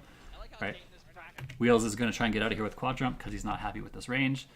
Last time he didn't do it, and he forward jumped into something that got him punished. Here he neutral jumps. So this is safer, right? He has to do a much stronger punish and have much better game sense to punish neutral jump here. To just hold him exactly the amount of time. Yeah. Nice punish. Auto drop him And old Wheels would never have done this. exactly the amount. This is great by Wheels. He would do light auto double into Ender for 5% and send out a minion. Here he is willing to extend, but what's even better is he knows Carnitas likes to break these. So he does heavy auto double, immediately breaks. This is really risky for Wheels, right? Obviously, he gives up his screen position for this. But it's correct. Oh, the counter breaker. Counter breaker. Right as I say that, he bruised me right. Does he do drop Ender? No, he does this Ender into this, and now here's free meaty. Got stabby. Nope. Oh, yeah, that's right, projectile. It does go through. This is also a low crush. Bring out stabby. That's right. Stabby whips. Due to the projectile vulnerability. No break from Wheels, I'm surprised. He's not a fast walker. He's not getting in his steps. Not quite tight. He tried to make this tight, right? He tried to make this unpunishable. He's not getting Wheels punishes with throw instead of neutral, which I like. Oh, backdash. backdash. Oh, Lottie coming. He'll take that trade. Put the minion out of commission. Oh, he was trying to hit the minion, I think, here. Was Carnitas. Stabby He blocked this. He's like he's trying to hit the minion. He wants to hit the minion, even though Wheels might hit him. while jumping takes 3 to down. But he ends up getting hit without getting the minion. Can he juggle him back? No, Stabby is useless. There, he hits the minion out of the way. Tries to punish. No, that's not going to work. Yeah, It does track. he's dead. Portal punch. Teleport punch. Yeah, you know what I'm saying. Oh, the reset. Guess? Oh, he tried to guess, but he frame traps the guess break. I don't know if this was intentional from Wheels. We would have to ask him. It does. This could easily be a drop, right? Portal punch. So this, another command grab, he's +4 here when he does the drop down, so this is like a serious mix-up. If he does low strong into, I guess he wouldn't do low strong with the armor on. So maybe command grab was the right choice. Or like the choice that Carnitas should have been scouting. But anyway, Oh, the maybe he was trying to do fierce into ultra, but it ends up being frame trapping the obvious guess break that Carnitas is doing here. It's pretty good. That was insulting. When Gargos has you in his grips in the corner, I think that's an area of KI's combo game that is underexplored actually. to corner you is watching he's not The good. fact that people can actually guess break. If you want to try and do guess breaks, what are ways to do it, right? What are ways to beat it? You can counter break, you can try and do delayed linkers, or you can do whatever. I think dropping the combo and frame trapping with a fierce is something that people haven't explored enough. Especially if you have a safe on block opener. There's not, like, for example, Jago, right? If he's close and he expects you're going to break, he can just drop the combo and do Crouch Fierce into Laser Sword. And if you block, he's plus, right? And if you press a button, you counter hit him for like 25% damage. So that seems pretty good to me. Excellent person. 100%. Plays a scummy character, still an excellent person. Oh. I love that setup. And more resets. And again, Wheels has never been wrong on those mix-ups yet. In the front. And I think Wheels should have extended here. Carnitas is He wants level 4, which, okay, fair enough. But I think Carnitas was a deer in the headlights here. And he could have easily made him walk out without too much effort here. like deer in the headlights when he gets put back. But instead, what does he do? He does... Not prepared. See, that wasn't enough damage, I think, to make that worth. I think if he's going to... You can do drop ender and get 50%. I don't think he made enough use out of that level 4 ender. He cashed out for only 30%. Basically left 20% on the table for what, right? If you're going to give up that damage, you need to have a real plan here. His plan was dash, try to bait reversal. Just where you want. He's got a Yeah. quadruple jump. Yeah. You get those when you have wings. It's okay. Shatter. Guest break on that for sure. Cross up. It's always nice to jump over Glacius on his wake up, especially when you've got. He tried to punish, but Wheels is out of there. That puddle punch is gonna go the wrong way and get in trouble. Oh, uses Fierce Sap to backdash to beat armor, which is really sick. That puddle punch is gonna go. This Crouch Fierce, look at the range on this thing. He's like scooping ice cream. That's 350 for a waffle cone, right in the face. Trouble. Fierce beats the armor. Waits for all this, drop him. Waiting out the instant. Oh my goodness, that's all the instant gone. He's a goddamn genius. He really is. That was a pretty low risk way to make this instant go away. He's waiting out the instant. Because what's Carnitas gonna do here? Beats the armor. Just staring at him. He's waiting out He's gonna jump? I guess he can reversal, but he'll take reversal out for this attempt. Like he'll take 15%. the instincts. He's just draining the instinct. He's a goddamn genius. He really is. Who did I say was the smartest man alive earlier? It doesn't matter who it was. It's Dayton. It's Dayton. Dayton I is was the wrong. smartest man alive. Oh, overhead break. No break from Carnitas. Carnitas is messed up in the head. He doesn't know what to do here. He's getting so thoroughly kind of... He's making so many wrong decisions that he lets this break. This is a very anti-Carnitas style play to let this break, right? And then what does he do after that? He guess breaks. He would have guess broken a linker is what he's trying to do, right? He's trying to break medium or heavy linker. Wheels instead does light linker into heavy auto double. And he broke sort of right around where the heavy auto double started. So I guess he broke medium. That's my only guess, right? He was trying to break medium linker. That he broke light, he would have broken the light linker earlier. So this is the only reasonable deduction. But Wheels is willing to counterbreak twice in 2 games. I love that about Wheels. It doesn't work out here because, but he could sense, you could tell he could sense Carnitas struggling, right? He was trying to squirm out. So what a smart play from Wheels. Rather than doing short combo into Vortex, running away like he does fierce auto double, light linker, fierce auto double, tries to counterbreak. This is how you get in people's heads in KI. It doesn't matter that it doesn't work. What happens? Jab into tick throw. No wonder he doesn't care. This is what happens when players are nervous. And I'm not trying to slam on Carnitas here. He's getting run over in top 8 on stage. You're playing nervous and you shouldn't be getting beat like this and you're trying to figure it out, right? But this happens to every player, even players as composed as someone like Wheels, right?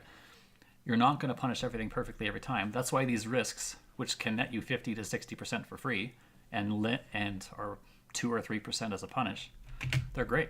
That's okay. Jumpy's gonna come and save the day eventually. He missed the counter breaker and didn't get punished either. Basically, Yeah, there's Keith saying, here comes Stabby, and here's this looking pretty bad. counter breaking all day. He's in Carnitas. He hit him, right? Stone skinny. Oh, it looked like he hit him. Stabby is right Look at all there. the homies. I don't know what you do here. I guess you just guess, pray, just do reversal and pray. All the homies. Maybe you shadow counter? Nah, doesn't really work. Run up. I got the boys on deck. Grudge is still in it too. Is he gonna throw one of his? There's moves, or Stabby. he's banned Knocks by their armor off. Stabby can There you go. And Wheels guest breaks. But the boys are gone. Grudge does an Party's overhead body splash. Yeah. The party's just beginning. Yikes. As you No, can see. the party is over. Let's have another stylish full ultra. Let's see it. What do you got? What's the swag at the end? Show me the good stuff. Oh, he catches it at the end. Oh, yeah. Hitting him right, bound the crotch. He's just off the floor. Yeah, the basketball. Carnitas trying to figure it out. It's tough against somebody who's kind of got your number, though. Going to character select is the right decision. I don't think he has any intention to switch. He's trying to calm down the game. Skip ahead here. He has been. He knew.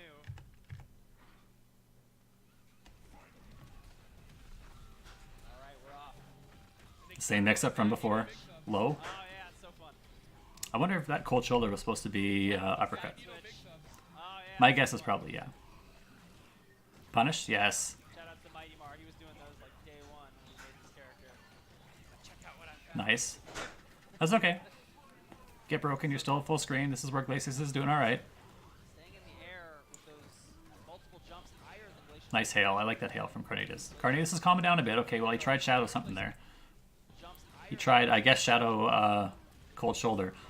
Kind of a spot where he has to react. Man. And I've been talking to other KI players about this. Wheels is particularly good at noticing this scenario. You notice how Carnitas used a Shadow in the previous thing? Wheels knows that he hasn't used a Shadow all game. He has the Shadow advantage here. So what does he do? He finds an opportunity to do something like this. Some mix-up into Shadow. He doesn't care if this is blocked. Right? He would prefer it gets hit, whatever. All he cares about is that he can use the Shadow without any fear of being punished. And he knows this because he's keeping track of the Shadow meter. And I think there's a lot of characters who can really benefit from this. Someone like, say, Shin Hisako, right? Who can make herself plus 10 with that Shadow Rekka. Someone like Jago who can do Wind Kick into Shadow Laser Sword to be plus from full screen. If you can sense when your opponents don't have Shadow, like you can keep track of it. You don't have to keep track of it every time, but just think about like situations where it comes up, like you break Shadow Linker. All right, the guy just spent a Shadow. Probably doesn't have 2 bars most of the time. And, you know, you're good to go. Say someone does Shadow Reversal. Whether it's hit or blocked, it doesn't matter. You just keep track of that in your head. That for the next 5-6 seconds, you probably have the Shadow advantage, right? You kind of mark these situations down in your head, practice them in matches, and then you get in situations like what Wheels does here. He gets these free mix-ups that are way higher damaging because of the Shadow. And they're safe. Yeah, it hasn't been a lot. That was 10%, by the way, on a low short starter. That was safe on block. Or plus on block, even better. That is what you want to do with Glacier. Backdash. Wheels loves to backdash. I think it's very good in KI. A drop combo from Wheels there. Works out in his favor, though.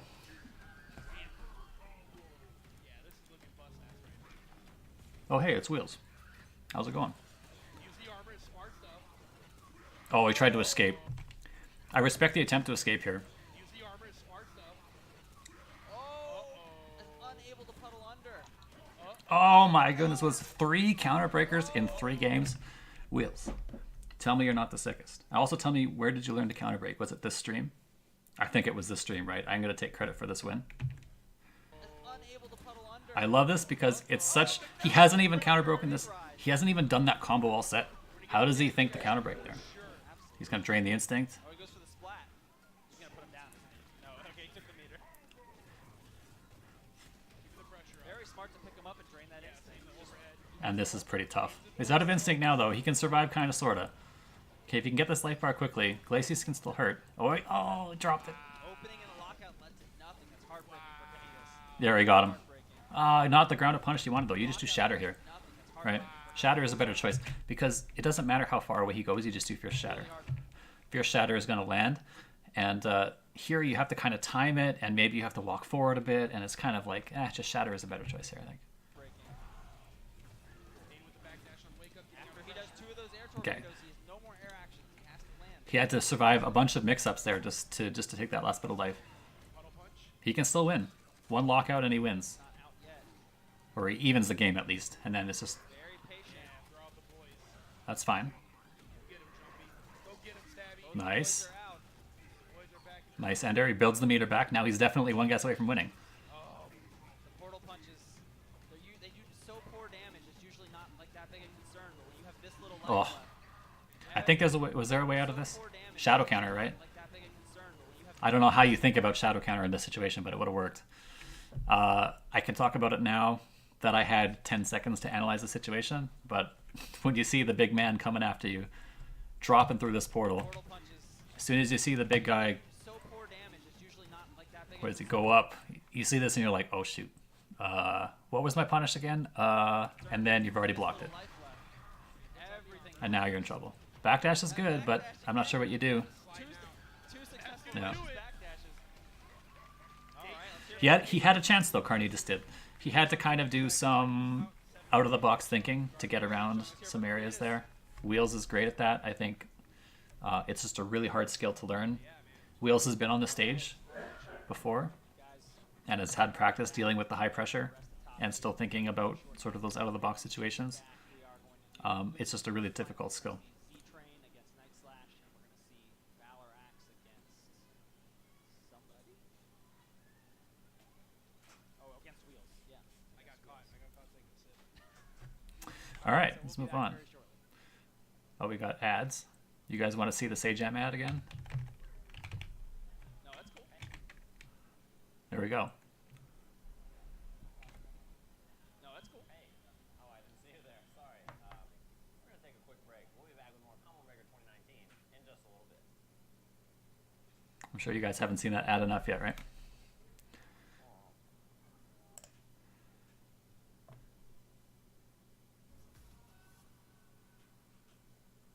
So where are we at here? Z-Train versus Night Slash. And I know he's probably not going to be too happy to watch this because I think he already talked about how he was too nervous to do his regular game plan. But sorry, guy, we got to watch. Pretty neat. Yeah. And kind of risky on Maya to not go get the daggers back. Look at these degenerate Sajam subscribers in my chat room. The camera has to zoom out for him. Yeah. You basically throw daggers only from the air with Maya. So Night Slash, what do you think about this matchup now? I don't know if you're still here or not. I thought this matchup was always really bad for Akanos. But I think people are thinking it might be not so bad anymore. Like maybe only slight Maya win. Also, this is +4, this normal. That thing is super cheap. It's +4. Obviously, it's a free shadow counter if you have meter, but until Algonos has meter, she can just abuse the crap out of this. +4, and then you do it again because it'll frame trap your jab, I think. I think this is a 9-frame move, so it's probably fast enough to frame trap jabs. So you just kind of like just do it, and then like Algonos has to sit there and deal with throw mix-ups. Why stop? Like this. Still Agnos has the meter. Oh, sometimes it goes wrong though, and now you're in trouble. Would have worked too. He was holding still. 2 chunks and 3 pixels of stage to work with. No break from... That's a surprising no break from Z-Train. On a character like Maya who's so mobile, and her daggers are so Oh, aggressive. wow. I can't believe he chunked there. This must have been an input mistake. Like Maya who's so I can't imagine him trying to chunk. Maybe he tried to do back fierce? daggers are so aggressive. Oh my Or, sorry, tried to do the Superman straight fierce, but was holding back instead. Exactly the situation he needs. This is tough. Spacing anymore. It's just 2 chunks. burly, tanky man. This is what... Remember I was talking earlier in the stream about this mix-up? Burly, tanky. This is the exact same situation that was it Valor Axe found himself in, where he tried to counter break, but he left a breakable window. Oh, you hate to see it. It's the right read, but it's the wrong execution. If you're gonna do this, you have to do it way earlier than the first hit. It catches. If you're trying to catch this guest break, it has to be earlier. So it's a bummer, Oh, went for the but it's a great punish from Z-Train. break down these walls, baby. No, not enough damage. Man, this is stressful. If you're He's dead. right now, Whoa, boom. And of course, that wall that was not punched stays up. Oh, what did he shadow there? He did shadow something. That wall that was not punched stays Let's see if I can pause it. Can I go back? This must have been Shadow Roll, right? Looks like the startup of Shadow Roll. He's about to crouch. Yeah. So he just gets stuff out of the startup. And now here's the mix, yeah, and there you go. Another back fierce, yeah. Another one. Okay, well you get thrown. And there goes your wall. down. Walls take 1 point of damage when you wall splat somebody on them, or when you knock Agnos down. Oh, Just of his massive weight shaking the earth or something. There's justification. Yeah, there's some more there. that's okay. That's good for both sides, actually, right? So, like, this is an unblockable dagger. So instead of getting hit by it, Aghanos uses the rock here to absorb it. So you think, like, that's a win for Aghanos, because she had to spend this stupid... She worked hard to get those 4 daggers. But actually not really, right? Watch what, like... She's happy to lose that. Now she's going to get them back. How easily can she build these back against a chunkless Aghanos? There's one. Looks like she pressed a bit too hard here, right? This is -6. So he's going to press a button there every time he blocks it. But Maya will get this opportunity to get these daggers back immediately. Look, there's 2. He's 1 away from the unblockable again. So it was worth... It was definitely worth spending the unblockable to remove that chunk. Because it's not so easy. There, he's got it back. I would do it again. Jump and do it again, right? He's trying to hang on here. There it is. Okay, great. Now he's got corner, and this is exactly why he spends this to break the chunk. He's got opportunity to really make this life miserable for Aghanos in the corner here.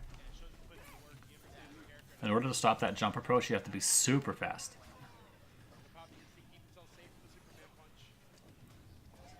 Oh.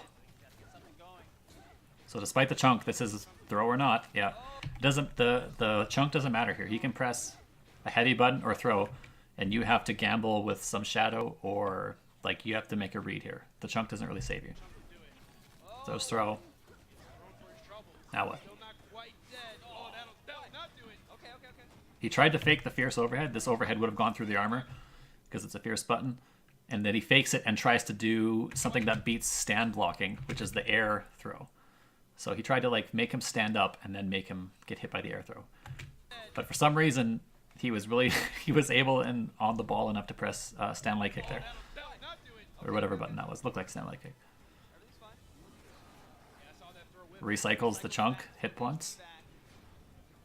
Oh, that could have been big time whiff punish.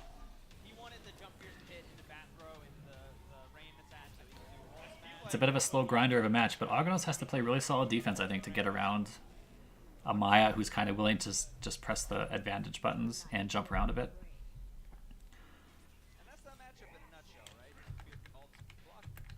So Night Slash takes a bit of a breather here, but I don't think he has any plans to switch. Changes color and changes stage. Or did they change stage? No. This is the same stage as before. I'll say this earlier. Every commentator's on their phone. Where's your phone's over there? I haven't touched it. Oh, I don't believe that. You've been you tweeted about my... Oh, dang. The quality went down.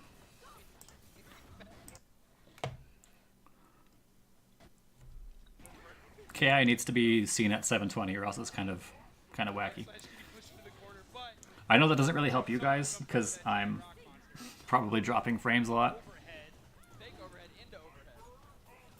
My internet isn't good enough to stream all this stuff at high quality, so hopefully this is okay. Oh, I would have broken. So I like that break from... He's going to chunk. Puts the wall up. Doesn't do the unbreakable. Good block. This is a pretty reactable overhead. It's like kind of scary. This overhead club swing. It's like kind of scary in the sense that, you know, you don't really want to get hit by it, but it's not that hard to block, to be honest. If you just sit there and are like willing to block, it's fine. See, look, wow. As I say that, he gets hit.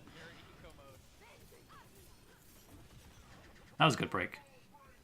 Kind of had to be medium, actually, so maybe it's not. It was a good matchup awareness.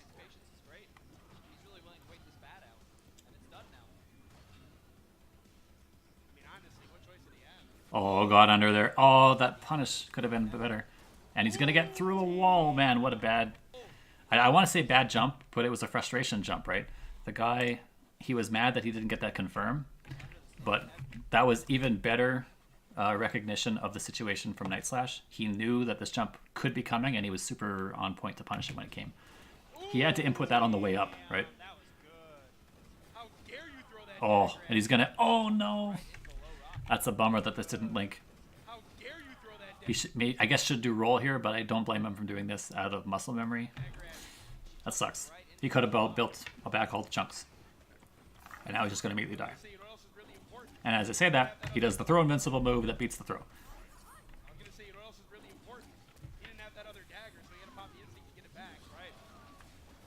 wasting all this instinct. That's a really long animation for the ender.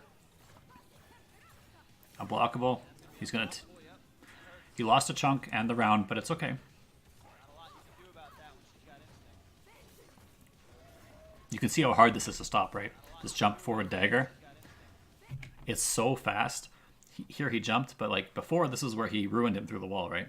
So like, it's such a fast reaction that it makes that previous interaction even more impressive.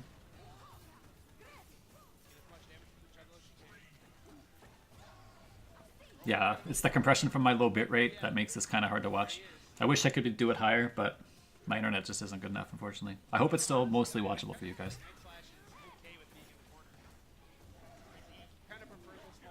One, two, shadow. Damage ender. Oh, 40 something. Wow, 58. That's a high number. Uh-oh. Chunk. Wall. And one mix-up away from Ultra here. Both players. Is he going to pick the wall back up?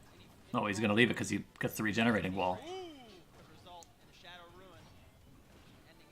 You can see, he's okay to block here. Like, I think Z-Train is not super upset about this. He gets hit by the sweep. He blocks the overhead arm reaction. You can see him kind of fuzzying, and he's not really getting that much hit. Oh, he's dead.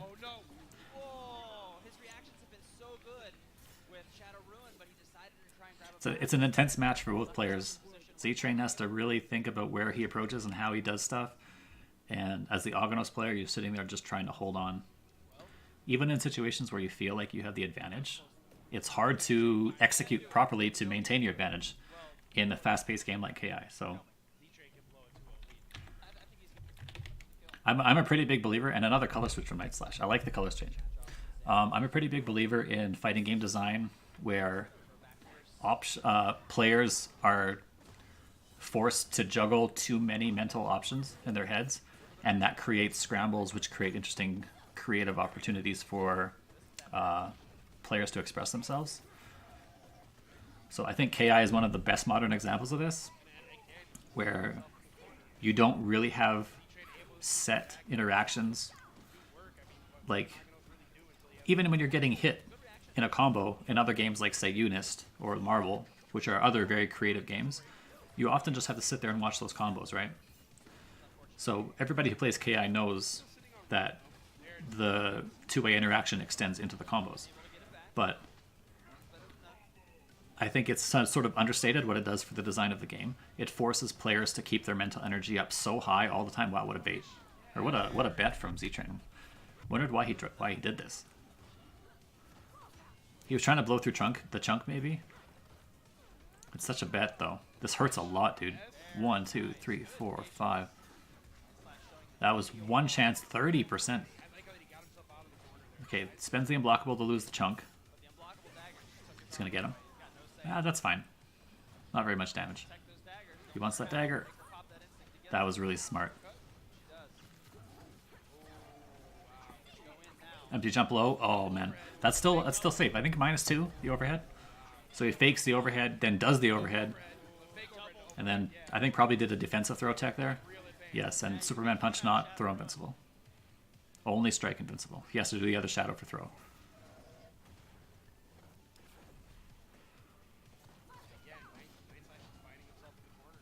Ognos with no chunks here. Not the best situation. Oh. Unfortunately, no confirm. Probably wasn't even expecting that to hit. Those are lights, I think. Yeah, that was a bit bigger of a move. Heavy. I might have guessed medium if I was guessing. Here's chunks, though. Maya's overhead is -3. Okay. So yeah, it would have been a defensive throw tech for sure, not an offensive attempt at a throw. Oh, big punish. Okay, we'll take it. Uh-oh. Oh, that didn't even combo?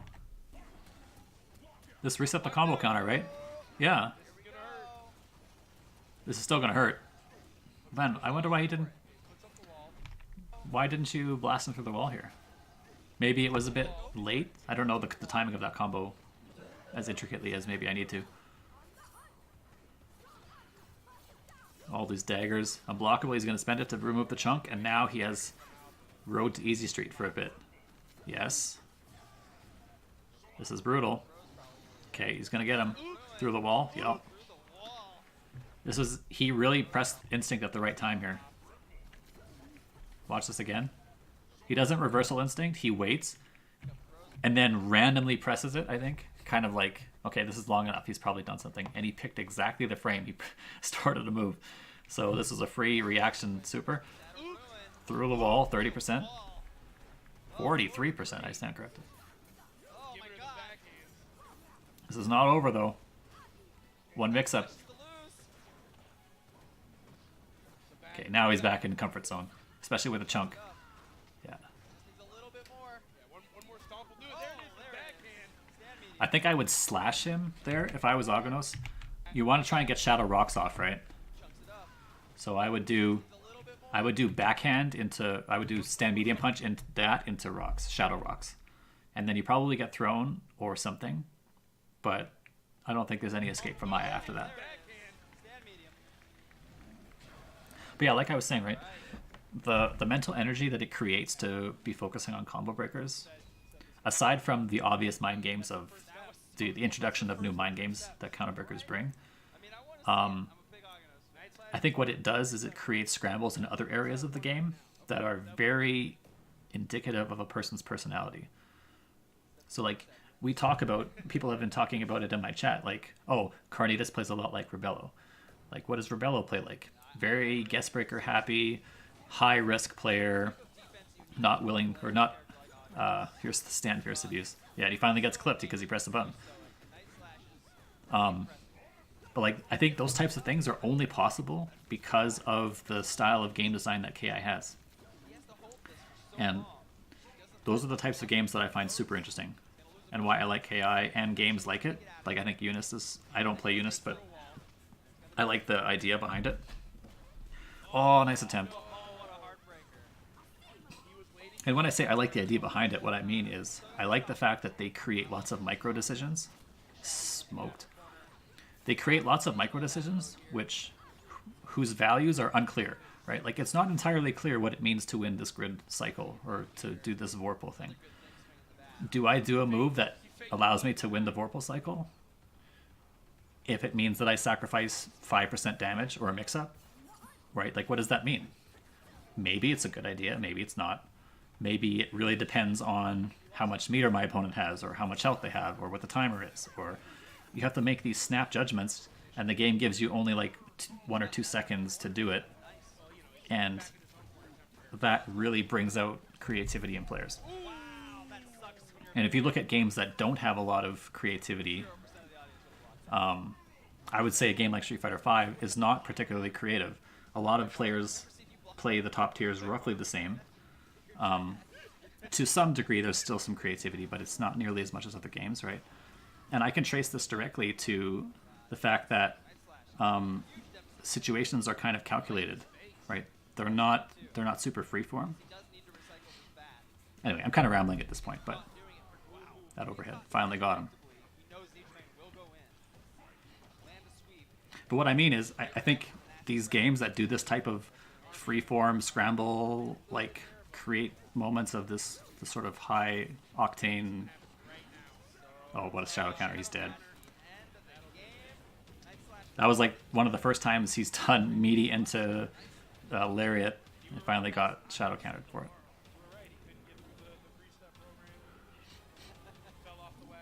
Anyway, we should be celebrating games that do this sort of gameplay, because I think it's where the real meat can be enjoyed in this genre. Alright, moving on. So now we have grudge match of the century, right? Wheels versus Valor Axe. Wheels is a man on a mission right now. Meanwhile, Valor Axe just came off of his loss to Nikki. He's had a couple minutes to think about it, but you know he's not happy that he lost the way he did to Nikki. So And you know that I think he's thinking, okay, Wheels has it out for me now because of 2 years ago where I beat him in grand finals. All over his face. So you know Wheels is looking to exact his revenge here, and I think, yeah, it's a Wheels has had 2 years to think about this, and I like, first of all, that he picks Gargos in this match. He doesn't go with Saberwolf for a different character. I think this is a tough match for Cinder. Gargos just flying away, trying to create a little space for himself. He wants to Okay, do a little break is well, fine, 6%. it looks like. 6%. It's a little bit of white life still left on Cinder, so the next touch is a little more painful. That's fine, you return to neutral. Portal punch zoning. You're in exactly the same situation before you landed that portal punch. Fierce kick. The big wing sweep. Well, he beat the DP. Jump over. Dayton's spacing on these crosses. You can see Cinder trying to find a way in because he knows Gargos' defense not super hot, especially when he doesn't have instinct. Oh, I got him. Two, that's punishable. Not the best punish. I would say walk up Trailblazer. Walk up Shadow Trailblazer if he had meter. Here he doesn't have meter. Just out of range. He needed to walk forward like half a step more. One chance into, okay. It shows that Valor Axe knows his punishes in this matchup, though. And again, Wheels backdash, right? Wheels represents backdash a lot. A lot. There's another one. Count how many times Wheels backdashes. Grab, slams him down, takes himself out of the corner, absolutely. Fly away. There, yeah, I'm out of there. Chance to get in. Wow, he gets 2 bombs in a row. Oh, what an anti-air. That was sick. Whoa. How is he ready for this one? Wow, he gets 2 bombs in a row. Man, that's crazy. Swooped up. Whoa. I would have been really impressed in that conversion. I already am. I like how he'll use the jump. There you go. And a guest break from Wheels is pretty crazy here. Light is a really tough choice on this breaker. I think lots of people press heavy here. They either do the recapture immediately or they press a button that leaves with a bit more hit stun. Light is a crazy guess here to me. I'm not sure. I guess he guessed he was going to cancel the light into the recapture. Stretches out. He's gonna try and body splash Cinder. That's fine. He gets to punish that. And Stabby's out now. Punish both of them. Leave himself plus. You can't combo him. You gotta hit him 1 point at a time. That combo breaker, in some situations, can clip the minions. Throw your Let him bullet. have it. Spin a Rooney. That's fine. Whatever. Yeah. Shadow portal punching. Puddle punch. They're both dead. And now, this is it. This is his chance. Right now. Get in there. Oh. No meter. No instinct. But he does a minus move. This is tough. You get the fired up clap here. Right? Fired up clap is plus. Great. More mix-ups. That leaves you point blank -2 is not good enough. Right? Mash jab. The reason it's not good enough, if you're going to do some stagger there, do something into throw or something that will resolve the mix-up, right? You either win the mix-up with your hit and you get a combo or you don't. You don't put yourself at -2 like that. You gotta stay on Gargos like that. His defense is not good. He does not have good defensive options at all. Oh, wait, so wait, in the lore, Oh, Yeah. are those the same two? DP. You can also backdash this for free. Cinder is very easy to make this avoided. Are those the same? Backdash here from Cinder. Cinder's backdash low profile stuff and gets out of the way super fast. Then it's a free shadow punish. But deer caught in the headlights. It's really easy to get caught in the headlights on that move. I don't know why. When they die, he just summons them. So they're just completely expendable. Yeah, those aren't. This is a great opportunity from Valor Axe to do what he's doing. Yes, he waits out the instinct. There's nothing really he can do here except like a shadow move, which is easily burstable. Now he's in. Same situation as before. Can he make it better? Yes, there we go. Fierce into fake clap is plus. Fierce, fake clap. This is plus. So counter hit. Big time counter. He even pressed a medium. He didn't even have to press a jab. Much better choice from Valor Axe here. Yes. And he's going to DP to finish him. Valor Axe takes the life bar. We're back in it. You see how he picked a spot, right? He picked a spot, capitalized on the mix-up way better than the previous time. Time is Yeah, grinding look away at here. this It really is. This has felt like 3 matches already. This is slow. Nice mix-up. Oh, he didn't continue the combo, unfortunately. Matchup has a totally different. Okay, now he has to back It's up. not like all these characters are trying to just do like medium punch special or something. They're all trying to do Overhead. something really weird. This is pretty tough to deal with. I actually don't even really know. This isn't going to work. That's not going to matter to me. No. You have to save the shadow and just sort of try and survive. Don't spend shadow here. It's not going to matter to me. You got that instinct. You got I it. am armored up, my dude. You have to Like, it's not easy. You That's fine. Take that, right? Take the air hit. Hold up or something. What happens here, right? He takes the air hit. This is 5%. Jabs. He doesn't quick rise, so he wastes more instinct. Whatever. You survive a bit more here. Yeah. The reversal is no good. And he is grabbed 90% of the time after this reset. He is either neutral thrown or command thrown, I'd say almost every time. His guess is wrong on the ultra confirm. That is just so impressive of the way Dayton used that instinct. I know Valor Axe is smart because eating all that pressure and all those commands were reset, but he said to himself, I have to take this. And then he thought, Yeah. I know it sucks to sit there and block really weird stuff like that. Because you know that even if you hit him with a fierce or something, he's just going to burst you. But I think it's fine to like hold up and like make him earn it some other way. Getting interrupted. Don't throw your little globs at me, bucko. still thinking about Shadow Flash Kick against Hagrid. You can also try to not put yourself in that position in the first place, even though it's hard, right? But that's one option. Lots of white life here. Next hit should be level 4 if he gets it quick. Punish. Oh, not quite. Really good at jumping all the way over. Valor Axe to get out of the corner. He does it before he gets all Nice. I like that. Fast way to get rid of this minion for one hit. This is fairly risk-free. before he gets all the way to the corner, before it's too late. If he's able to back up quite a bit. That's the wrong choice here, though, to punish this with a move that can be hit on the ground. If you're going to try and punish this, I would press jab. Something that's fast. This is not fast. Back up quite a bit. He tried to avoid it, right? But not going to work if he does the grounded one again. Nice break. Stabby's just chilling by his bro. Oh, nice. Tried to throw him. Does that count a hit on the minion, I wonder? He hit him while he had picked up the minion. He was trying to throw the minion at him. He knocked him out of his hands. I wonder if that counts as a hit on the minion. Probably not. Oh, the minion died, so maybe it did count.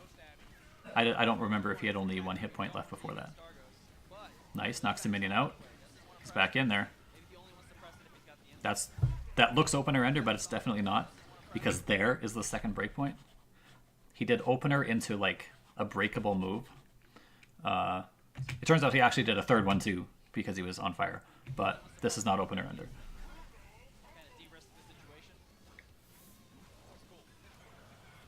I believe you can get a free Trailblazer between the portal punches. It's that the minions hit miss the animation. Interesting. He's gonna come from behind. Helping out his bro. I guess I have seen him do Trailblazer to get through stuff. What a pal.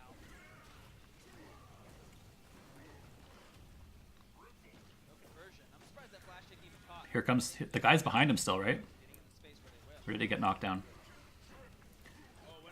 Oh, And the counterbreaker. Valor I thought minion was still back there, but I guess I was wrong. Oh, really? I don't know about this. I guess he probably doesn't win with damage ender, but I don't know. I think you probably put him in chip range and then go try and chip him, Situation where most people right? didn't realize it was even breakable. These guys are next level. Alright, you gotta get out of there. And you know what I like? Gotta I like get out the, of there. I like the Dayton. By the way, what you can actually do is These guys are next level. you can shadow counter this move and then instinct pop when you strike his armor. And then you were like in this weird situation where you're out of this mix-up and he has to do this burst thing or die, right? So it may not be always necessary because you have to spend a meter and you have to spend instinct, but also being, -4 in Gargos' face while he has armor is probably not super great either. So sometimes you may want to think about that. Alright, you gotta get out of there. And you know what I like? Gotta I get like out of there. I like that Dayton popped the instinct, knowing that he gets the. Okay, so you can't burst the throw. I like that Dayton. You can't burst the throw, but you can burst on the ground. So that's what he does here. He bursts while he even says reversal, which means this is the first frame he could have broken. Instinct, knowing that he gets the free break. Yes, he does. And Wasn't then, able. on Oh, fire damage. a couple whipped opportunities. Okay, got one. Yeah, nice. And I like the immediate burnout ender here. So this is gonna carry into the next round just a bit. Portal means you can't do portals for a bit. Okay, now I can. Caught him flinching. This can matter. Oh no. Level 4 burnout is good. Oh no. Oh, This is a lot of that sucks. without banning flames in the arms. Nice. But Wheels is out of there. Nice. Boy, that anti-air is great. This move is surprisingly... I don't know if you guys have seen the hitbox for this move, but he has like no hitbox down to like his ankles.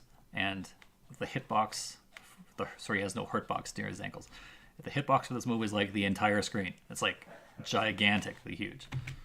Ooh, great anti-air, standing hard kick. Oh, Power of power. man, he wanted out of there, huh? I guess he wants to make sure that life comes back. Makes sense. Air. Tons of mileage for an 8. They don't do a lot of damage, but it is certainly adding up here. I'd say it's just phase control. That's all he wants. Yeah, I mean, Look at the time. Minion comes back out. Caught him flinching. 5 seconds, guys. They're about 2 seconds per one. Jumpy's still going to be alive. Not for long. has to make it happen right now. That was Big time punish, yeah. smart. That's the best punish you can get. Will he be able to get enough? I don't like wall spot here. You have to kill him, dude. Don't you? Will he be able to get enough? What does the wall spot do for you here? Let's find out. Out of this to finish? He's going to have to pop the instincts. Like, I don't know. He got a meaty out of that. He sacrificed Able to get enough 20% damage minimum here to finish? for a meaty. But you get the meaty if you do damage ender anyway. So I don't know. He wants the fierce. He wants to beat the armor. You got him though. It's going to do it. He would have had to survive that mix-up anyway, probably. Right? So, like, even if he does damage under, Gargos can wake up Instinct or have that Instinct thing to do.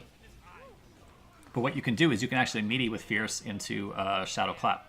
Damn close. And the teabags on top. Have your tea. I think people are too willing to do wall spot under If I could redate the motions right now, I'd say when the damage is way more important in those situations. I got this. The mix-up after wall spot has to be, like, immaculate. You know. Ooh, big whiff. Or Valor Axe. Right idea, though. Trying to Nice DP. Finally, someone challenged Wheels on that post situation. Man, that anti-air. Wheels is so good. How do you anti-air this? I guess you fully expect he's going to jump forward there because of the bomb on you, but that's still really hard to do. good way to move forward. Plant those bombs on him. And realistically, Valor Axe hasn't been able to accomplish that too often. I know. Portal punches are on point, man. Yeah, you have to make All right, this is looking a bit more vintage Wheels. The one chance he's on, he's kind of feeling himself right now. Gets out of the corner, Dave again just avoiding the blitz. but Yeah, again, it was kind of quickly he got put in the other corner. really good reads on ways in Valor Axe once he moves forward. Valor Axe just Oh, he missed the mix-up, but got lucky there, I think, with the throw. want to deal with it. This is his chance. Push him to the corner. He has no meter. The guys are coming, but that's fine. He can kill him there. Yeah, he's dead. Oh, I don't know what this was. Here comes Jumpy. I didn't see that coming. You're a cheater. So Wheels has done this pretty much every time he's got that one of those Psycho Crushers blocked, right? He did Inferno. I guess he's trying to hit him on the landing frames, but I don't know. I think it's the wrong choice there. Hard combo to break. Here comes Minion. He spends a meter to kill the Minion, but oh wow, what a backdash. You can hit Jumpy all you want. It's going to portal punch you from full screen, bud. He saved Instinct though. This is Instinct is his one ace in the hole. There, he finally got Minion with the Minion with the jumping attack. He missed the first time. I like the throw because you can kill the Minion. Oh, the Minion jumped away. Now you get the Minion. Pressure is certainly on in this moment for Valor Axe. Well, that was weird. What happened there? Pressure is certainly on in this moment for Valor That Axe. shouldn't be. Did he break the bomb? Pressure is certainly on in this moment for Valor Axe. No, he still had the bomb on him. I don't know. I'm really confused what happened there. The Minion hitting like popped Gargles up or something. Heat onto the Gargos here. Gonna get out of the corner, pop the Oh, what? Need to. This is a weird interaction. Oh, great. He's finally putting some heat onto the Gargos here. Gonna get out of the corner, pop. So I actually like this mix-up where sometimes you don't instinct cancel because the guy thinks you're going to instinct cancel so he doesn't shadow counter and then nothing happens. But he like tried to shadow counter but just didn't do it right or something. It was very strange. No, didn't need to. You can tell he's just kind of not really feeling, He's paying for it right now. and he's going to break. Oh, I love it. Oh, this is the Wheels. This is the classic Wheels. Wheels, I see you in chat. I know you do this a lot. Valor Axe late on the shadow counter. He's paying. He does this, and to guess, he makes sure that you can't break this because he's just going to burst or punish. So he lands, he's like, ha! you're going to try and punish me for counterbreaker. I burst you. So this is like minus a bazillion in your face, right? You can just do whatever you want. So that was a really great... Valor Axe had scouted that and knew that was a thing. Of course, you actually don't even have to worry about that. You can just throw. It's not a great counterbreaker punish, but the throw prevents the burst, and you can just like dodge this whole situation entirely if you want. But Valor Axe played the mind game, won the mind game, and then dropped the combo. Oh, that's heartbreak. I think that's the beginning of the end for our friend Valor Axe here. All right, he's putting up a bit of a fight. Yeah. I don't dislike the attempt, because Wheels is smart enough to know that you're supposed to break that late, but he also only punished with a throw, so I guess his Valor actually take that. Okay. Yeah, it wasn't the worst. It was a bit of a scramble from both players. I think both players missed opportunities to do huge damage, but it worked out. Here comes Buddy. Overhead, just block overhead, it's fine. Nothing is low from that range.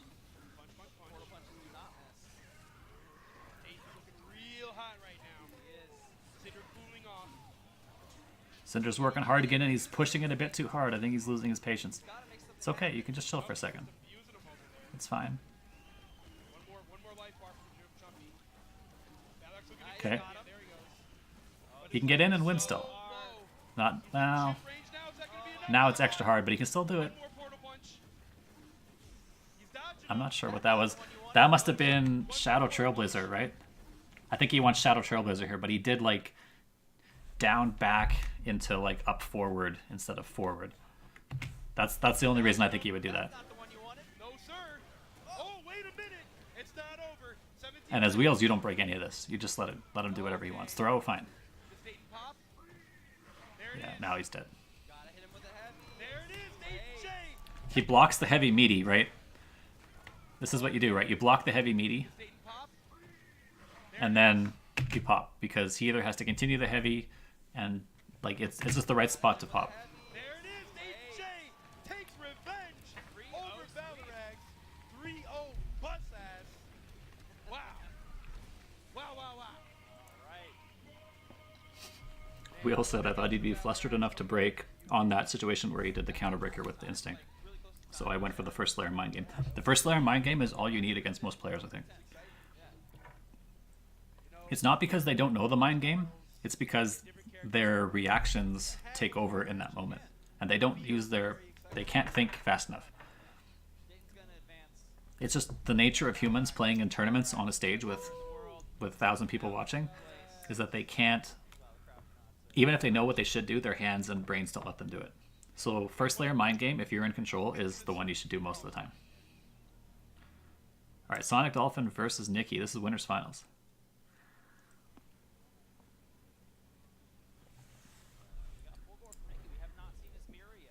So I don't know much about this match. I think I asked Sonic about this after the set. I think he said Kim does all right.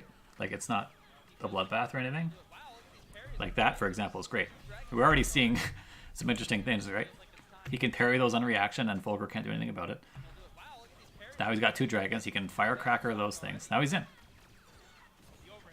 This is where Kim can make this hurt quite a bit. Nikki willing to sit there and block for a little bit. Not that time. That would have been bad news if it was blocked, though. Nothing to save him. Did he try parry? What did he try here? Yeah, he did try parry. It was too early, though. It would have worked. Parry is omnidirectional, so it doesn't matter. As long as he parries the projectile, he'll also push back Fulgur. Alright. Oh, what a trade. You want to talk about good trades? Let's take a look at Nikki's life bar here. Oh my goodness, that's counter hit. This thing hurts. And Nikki only did like this much to him. That's such a good trade. I don't know if Nice punish, though. Okay. Nice. But I like that Nikki is willing to counter break. I like that they're playing this mind game. It's the mind game that you have to play to get great damage. Wow, that was really sick. No break on the light. I think... So this dragon kick is always light when you're on the ground. And as Sonic knows, and we've talked about before, this in order to counter break, like say for example, Nikki knows this and decides to break this. Counter breaking this move is very difficult. There's not a lot of hits done. The counter breaker has to be done like within only a couple frames of when the other guy counter breaks, even though the break window is large. So it's actually quite difficult to counter break this move. So you can see Nikki lets it rock here, or sorry, Sonic lets it rock here just to see if he's going to break. He's not going to take the risk now. No, he's going to block. Yeah, plus 22. You have to sit there and take it. Yes, this is a plus 22 on block reversal. He is stuck here for like mega frames.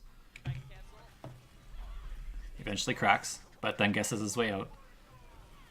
Oh my goodness. Nice. It looks kind of funky, right? Kim walking back like this. Like, what can you do about this little weirdo swinging the sticks, right? If you throw a fireball, she cancels. You can always whiff cancel these. So he whiff cancels into a special that reflects them. So you can't necessarily throw projectiles, right? So maybe you blade dash, and then she kind of like stops and blocks. But blade dash is probably your best option. Oh no.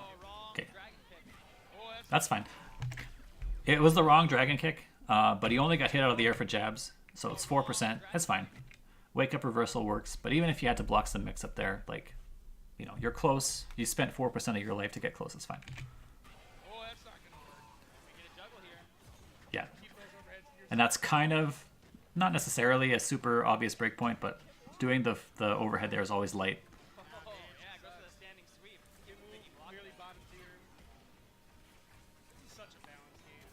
Oh, that's not gonna work. Yeah. So you can't do that. Like I said, these are whiff cancelable. And when you shadow counter something, that treats as the move was whiffed. So most characters cannot input a move here if they whiffed a move, but this move specifically is whiff cancelable. So that's a calculated setup that was sort of put on the internet back when Kim was first launched. I think Bass Free was one of the people who worked hard on those setups. You're basically meaty with weird parts of those Rekka things. And then if they ever do anything that freezes the screen, you just immediately reversal.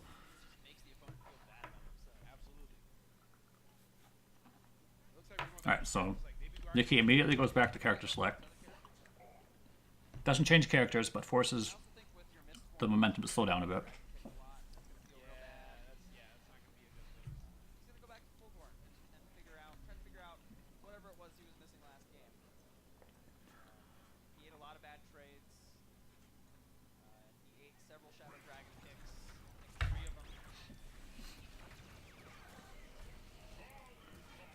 Nice. That's the benefit of Kim's parry, right? You don't have to guess high or low with it like you do most other counters. It's just a free, did you attack me or not? Nice shadow counter. Oh, this is going to hurt. Didn't quite build level 4. Kim is not great at building level 4, actually. That's one of her drawbacks as a character.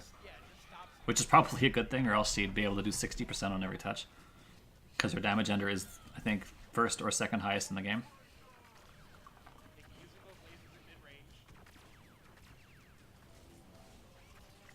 Precious Fierce on reaction to the teleport, right? Kim, you're not getting anywhere near me. If he teleports back in place, it's fine.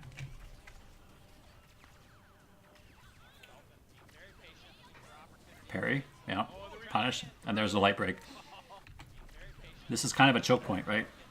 She doesn't have a real good option here except to get close. If she wants to continue the quote-unquote combo, she has to do this move, and then it's a free break.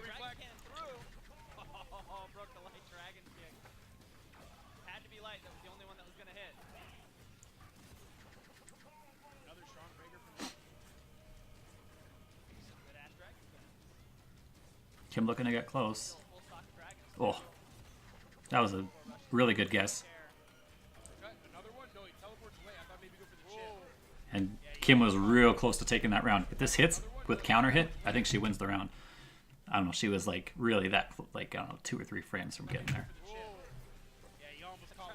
But it's fine, right? That's the gamble you're willing to spend. It doesn't even really matter how much calls out backdash.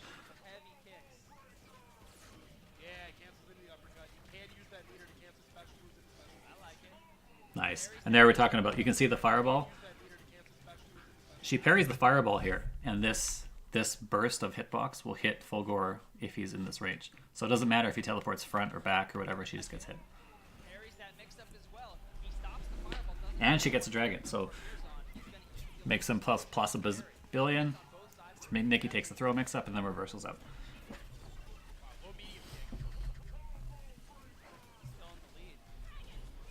Fire it? I would have probably fired it. I think I was supposed to be a reversal the other way, but it worked out.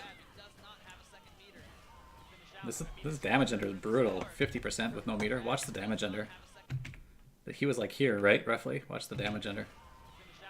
This is like most characters' shadow damage enders. It's really brutal. Really high damage.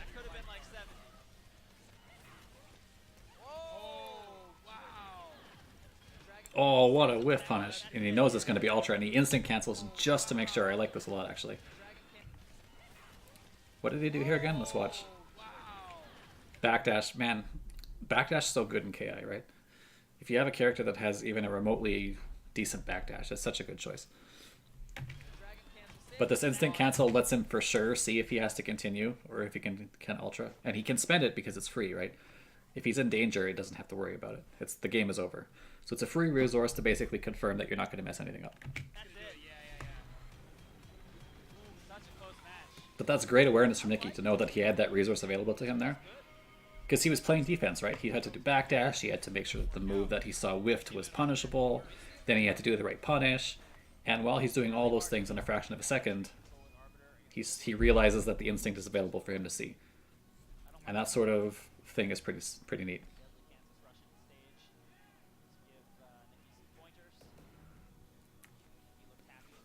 What is my favorite shadow move in the game? In terms of like appearance? Oh my goodness. This is not the biggest damage in the world. I don't know, 48 or something. 43. But the pip speed is what you're looking at here. Oh, what a knife. Another great whiff punish.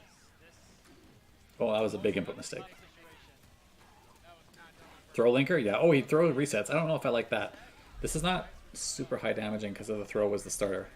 Level 3 at 29% is like below average, right? Because he sacrifices first hit bonus to do this throw reset.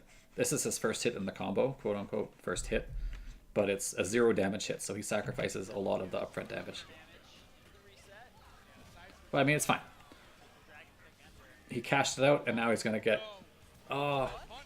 Yeah, he wanted to make sure he didn't do air laser here. But this is too low for air laser. I think you're guaranteed that there's nothing he can do here. You just immediately punish. But it's fine. Again, on stage, you're not entirely sure of these things. Uh-oh. Oh, I tried to... I wonder what he tried to do there. It wasn't DP. He would have teleported here, but teleport is on a kick button. So I'm not sure why he gets a special move here with punch. I think he's trying to punish this with something into teleport into whatever. But yeah, it's a weird input mistake. And there's the other light breaker that we were talking about. Oh, this is the Saberwolf. He's going to hold it in your face. And he tried to parry it when he releases it, and no good. All the spin speed, he's going to be maxed out. I like that he doesn't do Ender there. No need to give Kim random instinct. Yeah, this mobility, if you guys have never played against Fulgore with max meter, it is so silly. The character can walk and dash like a Marvel character. But he's spending a lot of these pips. If I was Nikki, I might consider spending Hype Beam here. I wouldn't teleport in. I don't know why he teleports in here. Sonic is ready.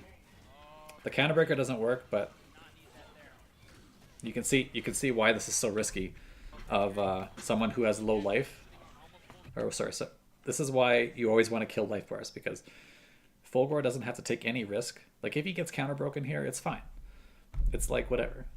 This is such a low risk, but look at how much Sonic Dolphin has to risk to make this read.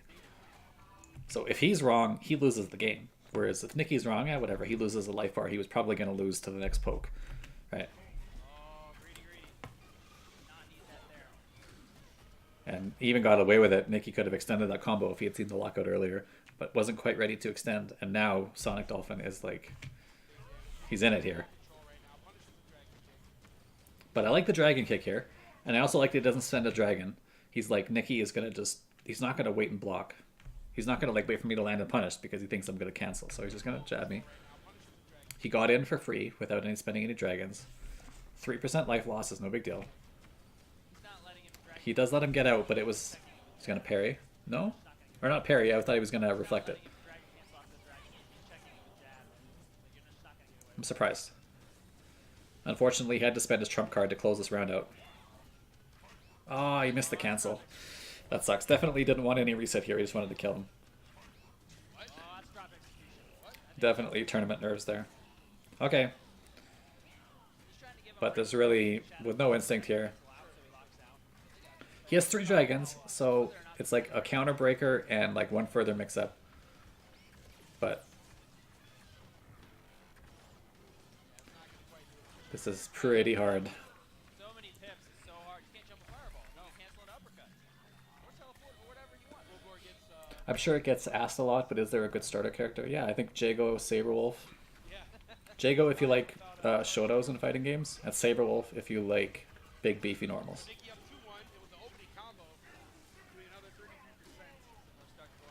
As for what my favorite shadow is, as far as looks go,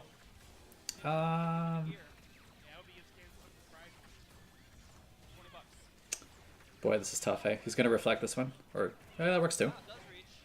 Resets with overhead. Okay, breaker is good. Okay, he does counter break this one, and this is, like I was saying, actually really a lot harder than it looks. You can see the counter breaker came in, and this break attempt has to be so close to the counter breaker or else it doesn't work. So that's a hardcore read on... Oh, and he dropped the execution. We were talking about this, Sonic Dolphin and I. This is like... This is a... People were calling it a bug.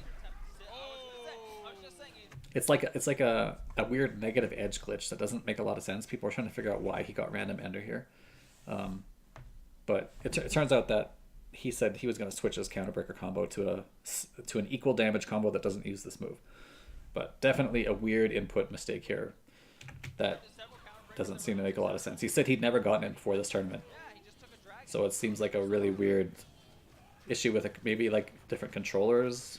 If the button's worn out, does some weird things. Big time plus, yeah, Nikki flinches. That's a minus move.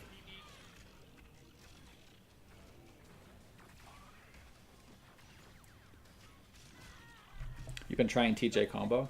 TJ combo is a bit more kind of all-in mix-up kind of character. So if you like that in your characters, that might be a good choice for you. I think Saberwolf can also be played kind of in that style though, and probably has a bit better normals to sort of control the ground a bit easier for beginners. Oh, overhead is hard to block. No throw, instead low. This is where it snowballs really quick. Oh, that's one. Yeah, heavy break. Nikki has not broken the shadow one time. He's like done one and flinched. The reason this is a weird shadow to break is because Sonic can do the dragon cancel and like interrupt and timing lock out you. So what he does instead is just let this rock, but he didn't have a dragon here. So there was no, he could have just tried to break that straight up if he wanted to. Get him. Yep. Low. Man, no meaty. He backed up. This might have been a DP attempt. I'm not sure why he would have thrown Fireball. Maybe he got away with it there. Did Nikki. Overhead. Medium. Just 6 mediums in a row. Medium linker. Medium linker. Medium linker. And finally lockout. Notice how this is the special. I like to do this with Jago too, where you do medium wind kick linker into stand medium kick over and over again. Eventually they're like, well, he's not going to keep doing mediums. So eventually they guess non-medium. Like he guessed light or something here, right? He's like, well, fine. Because clearly you're not going to keep doing mediums, but he did. And again, this was, excuse me, this was a huge bet. He could lose the game if he's wrong on this read. This was no confirm. He just did teleport into low and hoped he guessed wrong on the block. And if he guesses right, there's no way he can save himself from the shadow counter. And then one lockout is instant death with this 2 meters. So it was pretty risky from Nikki, but I think that he knew that he had control of the situation. Sonic was getting a little impatient. Nikki advances to grand finals. Nikki pops off. And sometimes the mix-up just works, right? Winner's side Gives him the handshake. combo breaker for the first time ever. Has anyone been able to recreate the Kim bug? I think people were trying in training but couldn't. But there were people who said they've had it happen to them and didn't know why. So it's a really strange interaction. I don't understand. You might be able to see him find his composure and make one of those So what is my favorite shadow? I don't know. I have to think about that. Like Rash Big, the shadow boot looks pretty cool. We could go with that one maybe. I think like Shadow Jago Slide looks pretty cool. the Maya or the Saber Wolf. What do you think? Something like that. One of those two maybe. We're seeing Gardens for me. I feel like we're for sure seeing Maya. Oh, we gotta watch the Sage I'm at again. Whoa, whoa, whoa. Hey, that's for me. You know who else is doing stuff for you? The lovely sponsors for Combo Breaker 2019. If it wasn't for them, this event couldn't happen. You couldn't enjoy all these lovely games, auctions, and cool events. So thank them, and thank you for tuning in to Combo Breaker 2019. All right, you heard the man. Go thank your sponsors.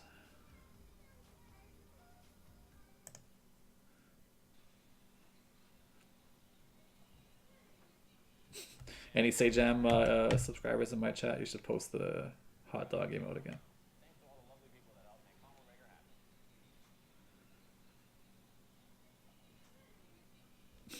I feel like I get a heart attack every time I watch SageM eat that sandwich. I feel like Z-Train. Do you think it's going to be No, I think close? it's be a very close match. I think Z-Train is going to stick with Maya. All right, so it's Wheels versus Z-Train. We have 3 matches to go, right? We got this, losers finals with Sonic, And use those movement and then options grand to make finals. Z-Train Yeah. not deal with the mid-range game. This is the thing a lot So you guys have been troopers for hanging in there for this long. It's been almost 3 hours, and it's past midnight on the East Coast. So thanks for hanging out with me, watching some Killer Instinct. The game's fun and cool. If you guys don't play it, you should maybe look into it. options are so predictable at that point. You got to do it before you get all the way there. And Dayton is just such a pro at understanding how much more space he has behind him to back up when he needs to make their side switch. Gargos versus Maya. I don't know if Wheels is still around, but Play this character. what do you think of this matchup? Is it like tough for Maya? It feels like probably Maya can get in and do some work on Gargos. There goes Dayton already using those movement options. The quadruple jump. Z-Train jumped out of the scoop though. He's been scouting Dayton. You got to watch a few matches. Yeah. I mean, you got to scout a guy like Dayton. This guy's a legend. Same situation as with Aganos. Pretty much any character that doesn't have a reversal you can do this on until they have shadow counter meter. You're not scouting Dayton, you even want to win the tournament. Yeah, Oh. not at all. Shadow. Okay, he wants to save the shadow for the minion. Here it comes. Stabby. Stabby, always in the back. Yeah, you can't. This is a guaranteed setup from Wheels. If you don't shadow reversal here, you have to eat this meaty. And then he does this, and then the minion stabs you. This minion is guaranteed to stab with this exact timing, so you cannot escape unless you have reversaled before any of this happened. So he gets counter hit because he tries to go through the stabby. But here is Dayton winding up for the next sequence in his offense, which was guaranteed until the stabber, right? Back to the corner against Gargos with the minion out. Yep. The better of the 2 minions for this type of thing. In fact. Now he's oh, look at that combo. He knows when this is gonna work. This is really sick, actually. Stabby hits. Corner against Gargos. He does some reset into some command throw. Minion out. Wall splats him, grabs him. Here comes the stabby hit. So that now Stabby has to wait, I believe it's 80 frames, so like 1.5 seconds roughly, until Stabby can swing again. So what does he do? He holds him here 1.5 seconds, and then does something, and then as soon as he drops him, Stabby's ready. Yeah. Catches him. Stabby combo. What a boy. Look at those combos. Doesn't do a lot of damage, 19%, but it just, man, it looks cool. Yeah, and he's back behind him where he's much harder to hit. Damn, he's putting in work. Overhead up Spinneroonie. So all this control, like think about this, right?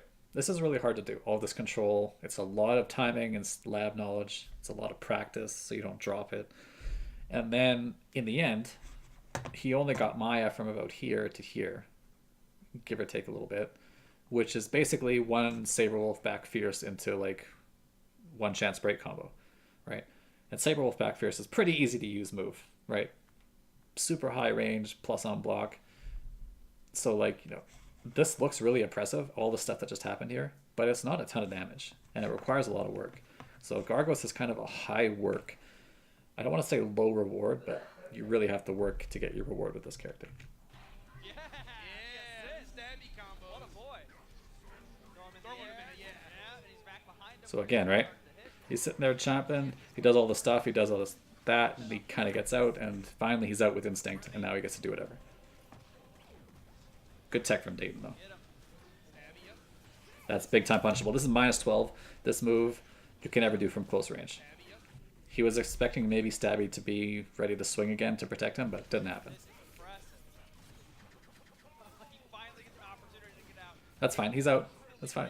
Stabby will be out of the picture for a bit here. Finally works his way out of the And he even got hit. Stabby's out of there finally. And I would have reversaled here. finally works his way out of the corner. So aggressive. How many jumps? 1, 2, 3, 4. Back in. He can't do anything here. You just uppercut. But he definitely put it in. Okay, reversal works. Great overhead block.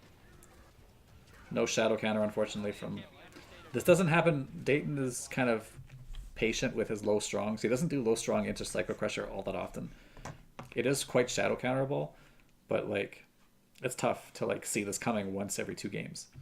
It happens really fast. And it looks like he tried to walk up and do something there. I went to Whataburger 2 days ago and we got turned around because people found bugs and roaches in their food. I don't think Sejam will ever watch this archive, but I am going to tell him that you said that because he will love that. Be able to have that stoic defense in order to deal with how weak his options are. Right. Medium, yes. You can tell it's medium because the punches come straight. So if you ever get hit with the opener version of this, the grounded one, so he gets clipped from underneath here, this is the only opener one. So what does he do? These auto doubles come from this angle, this is heavy, this angle, this is medium, this angle, this is light. As soon as you see the straight ones, just you can break medium. Those portal punch try to keep Maya full screen. And there goes Dayton making that move to get out of the corner before He spends the unblockable, clips the minion. Take a little bit of damage to take some hits on those minions. Yeah, there's Gargos. Now what are you going to do? Throw him? Nice block.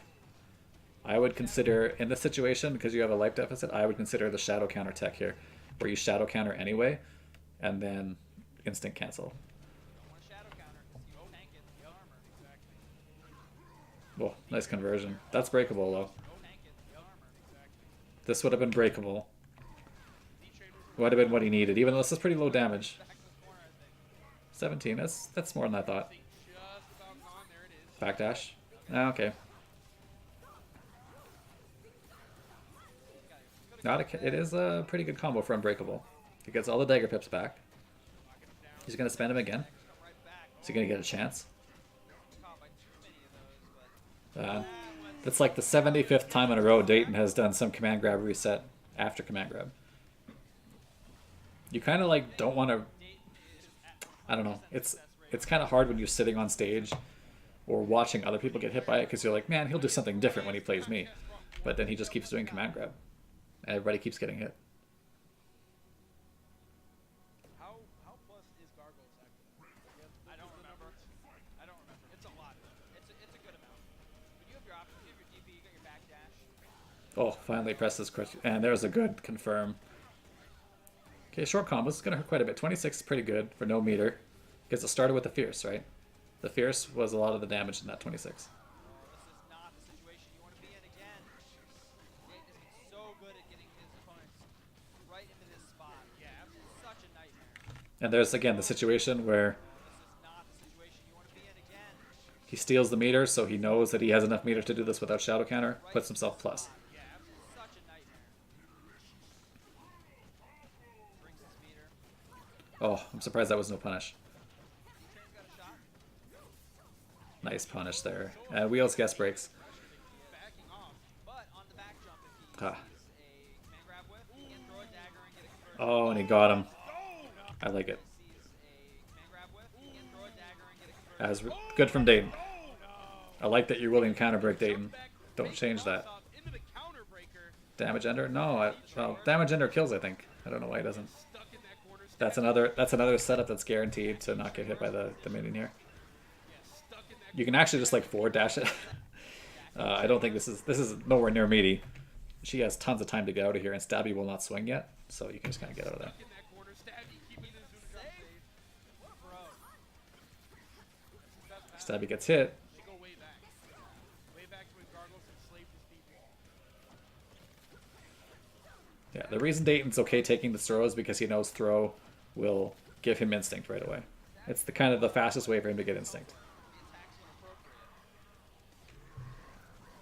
Yeah, he's gonna put out Jumpy. Only negative here is that instinct is draining a little bit. Use those portal punches. Gargos from full screen with this armor is not really that scary. You can just kind of block it out. Okay, so he's going to spawn some minions. You probably couldn't stop that anyway. Yeah, there they are. And look at this chip damage. It's adding up. It kind of adding up. It's not really that big of a deal. There they are. Like the most of that, the biggest hit that he took there was from an actual hit. The ship damage is kind of, it's like, you know, it's, I don't know, it's whatever. But over time, There are better chip damage characters in this game. That was a good reaction break from Wheels. flying around. Yeah. Uh-oh. Comboed off the Jumpy here. Does he do damage this time? No. Nice to jump around and try and wait Put Stabby behind. There's the same setup. punishes for attacking the minions. That's a guaranteed way to get out of that. So impressive. So like as soon as he sees the freeze, he inputs his own DP and makes sure that I would probably just block here and then punish straight up, but maybe he wasn't thinking about instinct situation and didn't want to cancel or something wacky to happen, so he just like did this. Attacking the minions. It's okay damage. Oh my goodness, the minions are working so Oh hard. man, that was Cross up. here's a chance. Hit the minion, go in. Man, that minion woke up and got him. Cross up. So this minion was on the ground here because he got hit from before, and until Gargos wakes up, this minion's on the ground. So this minion wakes up and Gargos at the same time. He hit the other minion, so he's like, okay, I got my chance, right? But this minion stepped up and saved the day. Yeah, maybe Gargles will let them through. C-Train is not looking equipped to deal Yeah, with this level of guard. That's a tough one. Solve it over. Boom, that is a Man, special ender that is only available if you get a supreme victory. I was Had to have calling green light to for do that. I was calling for a close match. And it's not happening right now. Not yet. C-Train is smart. Maybe he can make the adjustment. She needs to think about it for a moment. Not full. 101 to not get There. cornered, but This is against much Gargos. more severe version. Yeah, it's a whole different monster. There's nothing you can do there. You kind of have to just take that meaty. Three of them on screen when he has this one. It's the price of playing Gargos, because later you're going to have to, you know, you pay the piper now, and then later you get the minions out. So here comes Gargos. He's got the meter. Again, That's the bait. He Oh, and he beta throwed by doing that. corners himself. Maya comes flying in like Here comes Stabby. and then Dayton just jumps over, and now he has the perfect position. This is what he wanted the whole game, and he didn't have to earn it. C-Train just gave it to him. yeah, Z-Train thinking, I got you now, Gargos. Nope. Okay, he's going to throw, right? Yeah, he would have thrown there again. Minions out of there. Oh, yeah, this is an interesting interaction. He tried to hit Stabby here. C-Train did. He did a really delayed secondary crusher because he was trying to hit Stabby. He caught the jab. That's really tough. And then he dropped the combo because Stabby poked him. Like, the hit stun changed because Stabby poked him and changed the hit stun. So he whiffed this combo. And then he shadow counters because he was trying to guess break mediums. So all this happened because of Stabby. It all started with that really great punish on the jab. But then Stabby, who's supposed to make your life great, actually ruined Wheels' life here. And then, you know, this scramble made it work out in his favor in the end. But No. Wasted a meter, too. and command grab into grab again. Success rate on the set down. You can backdash there and just like get a free punish. You can mash backdash and see what happens. He has to meet you, I swear Magneto's on the screen right but nobody is trying that. You're out there and you're like, wow, this looks hard to beat. I'm gonna send Deep to tweet about it. Do yourself a Ugh. favor. Don't. now. Please do. Tag me in and I'll retweet it. Haven't worked on this game for quite a long time. Get to work, Gargos. Sending his minions over there. Ooh, This is looking Stabby's tough. the anti-air. Combo. Stabby's anti-airs are so clutch. That was pretty sick punish, actually. I like that a lot. Anti-airs are so clutch. Hits the minions, goes through the projectiles, kills 2 minions. Yeah, that's what I was thinking. So now he gets a chance until he gets instinct here. One more mix-up, he can kill him. Oh. No, you don't. You get uppercutted. Man, that minion came from downtown. He was off the screen like... Where did he come from? What is he doing over there? On his lunch break or something? Punched back in? Oh, jumping from left field. Coming off the top rope. The grudge assist. Jumpy again? Oh, no, he wasn't ready yet. He burned all his meter on that. I think he's comfortable with it, though. That life lead is, He can definitely hit him there. He can punch the minion after this, blocking this burst. Just hit the minion. But he was so scared. he doesn't care how patient you are blocking. He just wants the meter to... So like, how much meter is he really building by this? Let's take a look at the meter. He doesn't care how patient you are blocking. Ah, that's not the greatest, but also not the worst. It's not about the chip damage. It's not about you running into the portal punch. It's about that meter. There's backdash. Wheels avoids grabs by backdash. This is classic Wheels, right? But nobody was doing it to him. It's about that meter. That's going to do it. That's it. Clean 3-0. Dayton looking also poised to win this turn. Yeah. Are we faded to see Dayton? Man, Wheels is really running through it. Unfortunately, he ran into a bit of a buzzsaw in Sonic Dolphin, who picked a character that deals with projectiles quite well. Evo champion base. Yeah, he's the best final, and he's got one of the best cinders. He's an incredible player. He did not make... I don't know, guys. Anytime you think like you can't play fighting games, or you like, you know, take a look at how Wheels is holding the controller. He's doing this stuff like he's using special bumper, like he's assigning 3-punch to stuffs because he can't reach over and hit. He's playing with... This is crazy. This guy is doing everything you've seen so far Dayton's coach. with this condition, and it's just crazy to me. Champion base. Yeah, he's the best final, and he's got one of the best cinders. He's an incredible player. He did not... Yeah, Broly legs as well. I feel like if it was going to hold up, Broly legs is impressive for lots of reasons, in particular like the way he uses his mouth to control the controller. But because Wheels is playing Killer Instinct, I have seen him a lot more than Broly, and everything he does on defense is... I mean, it's hard for people who have, you know, perfect use of their hands to do what he does. So it's really impressive to me. And here's Sonic Dolphin. This is Losers Finals. Sonic versus Wheels. Unfortunately, I think Sonic is a bit more... for Wheels' sake, I think Sonic is a bit more on point. for your killer instinct, you play He also plays a character that handles projectiles really well, like I was saying. Overhead. Look at this long-range overhead. This is kind of... It's pretty quick for this long-range overhead. And it's -2 on block, but also he can leave himself spaced quite a bit here. Sonic Dolphin. Missed the combo. Full control of this matchup so far. Yeah, and again, using that Exact weird space. punch. Yeah, the exact space he wants to be. His opponent to the corner. Just fire the guns. Much worse situation for a Gargos than it was for any And Gargos, yeah, and Wheels, yeah, this is... Sonic Dolphin knows the punish. for a Gargos. If you think he's going to reversal, you actually wait a couple frames until he wakes up, and then you jump back. He will track... This move tracks, right? So it tracks where you were when the move gets launched. So it's going to track right here, because this is where he was, where he did the reversal. So as long as you jump, like, I don't know, between 1 and 5 frames after he does the move, he'll track you, and then look where he lands. Here, and you jump out of the way, and you can press a big fat fierce and kill him. Unfortunately, he pressed light kick, which is not what you should be pressing. I think he was kind of surprised it worked. Maybe he was like, oh, it worked. I better press my fastest button. But instead of pressing like the big giant fierce. But, you know, I don't think it's going to matter too much here. Yeah, big time punish. Notice how Wheels in the past would do this, and to like delay, he would jump up and like wait a bit and then try and catch you from flinching. But you can see how out of sorts he is here, right? He just does this into this immediately because he's expecting Sonic to like flinch, right? I don't know. Wheels kind of was shook by this first round, I think, and you can see it in this interaction. Instead, he does the unsafe Psycho Crusher immediately, and then Wheels just Dolphin just walks up and smokes him. That is almost a perfect first round. See, there we go. Unfortunately, Sonic was still patient enough, and he tried to punish with... I don't know if that was Fierce Rush. I think Fierce Rush probably reaches, right? Must not have been Fierce. Oh, just misses that punish. He knows how to do it, though. I think he'll land it next time. Oh, now he gets to snap the guns. This is another thing that Gargos' Arbiter is weak at. Because Gargos can't block in Instinct, if you don't play KI, then maybe you didn't know that. But Gargoyles cannot block an instinct.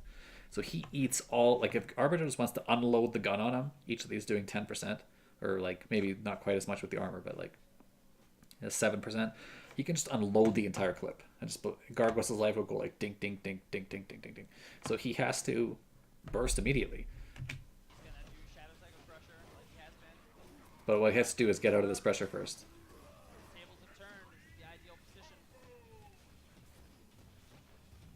There you go. Okay, that's fine, whatever. Got a bit of a punish, it's fine. And there's the mix-up, right? This is the level 1 mind game. Don't counter break that, even though nobody has tried to break any of these yet, the entire tournament. But as soon as you try to punish with a fierce, he breaks you. So you can throw him here, or you can try and second guess the mind game, right? And wait until he bursts and then punish. But whatever. If you press fierce here, this burst does no damage. So the worst that happens is you kind of get sent full screen again. Nice air. Nice air gun. I like that a lot. Put the grenade on him. Now he has to stay grounded.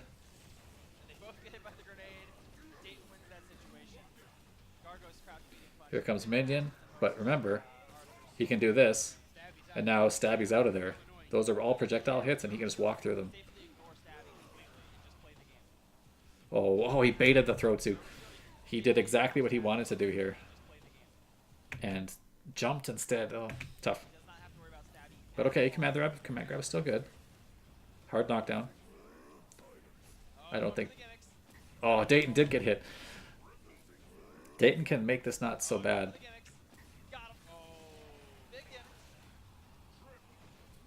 It doesn't matter. Stabby's there and it's fine. Oh, he recaptured himself.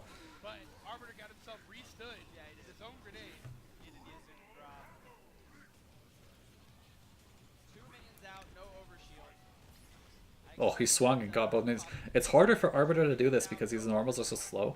They're big and, like, this is a pretty... It's a normal with a lot of whiff recovery. So if he had not jumped again, he could have whiff punished with, like, Portal Punch, right? Which is what you traditionally do against characters that are trying to hit minions. But I think Wheels is a bit out of sorts here. There it is. Popped overshield. Now the minions are useless. You can see he landed and the minions tried to save him. Right? See that minion try to hit him there? Let's watch again. The minion's up, and here comes... This guy tried to hit him. He tried to save Gargos, and he just bounces off. Free punish, and hits the minion too. Aw. He tried to do some flashy combo. He tried to do some flashy combo, but he ran out of health on his own overshield. So he can blow himself up. You know, normally he would take damage and blow himself up too, but because he had the overshield on, he ignores the projectile. But unfortunately, he ran out of overshield, and now he kills himself too.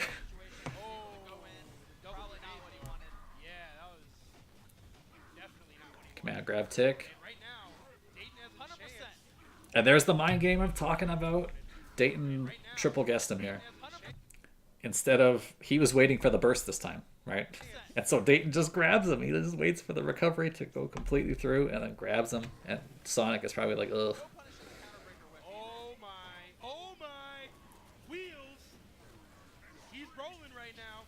Oh, look at him just dump the clip. You see that? Watch the health. Actually, the health is not so low because of scaling. Gut scaling. But watch. None of this is blockable. The instinct pops and then tries to prevent the burst from happening. It doesn't work.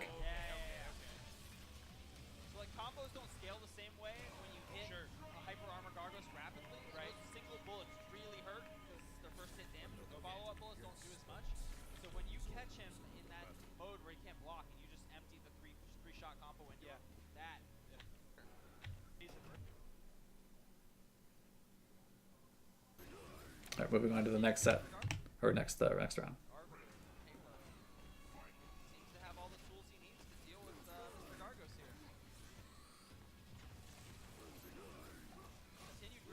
Man, no heavy break. I'm really surprised. He picks that spot to break, huh? Interesting.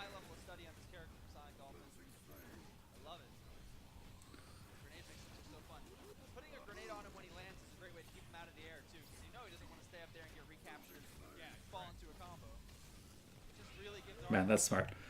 This is actually pretty tough just to do this timing so that this always, like, he was pretty tight to making sure this didn't work.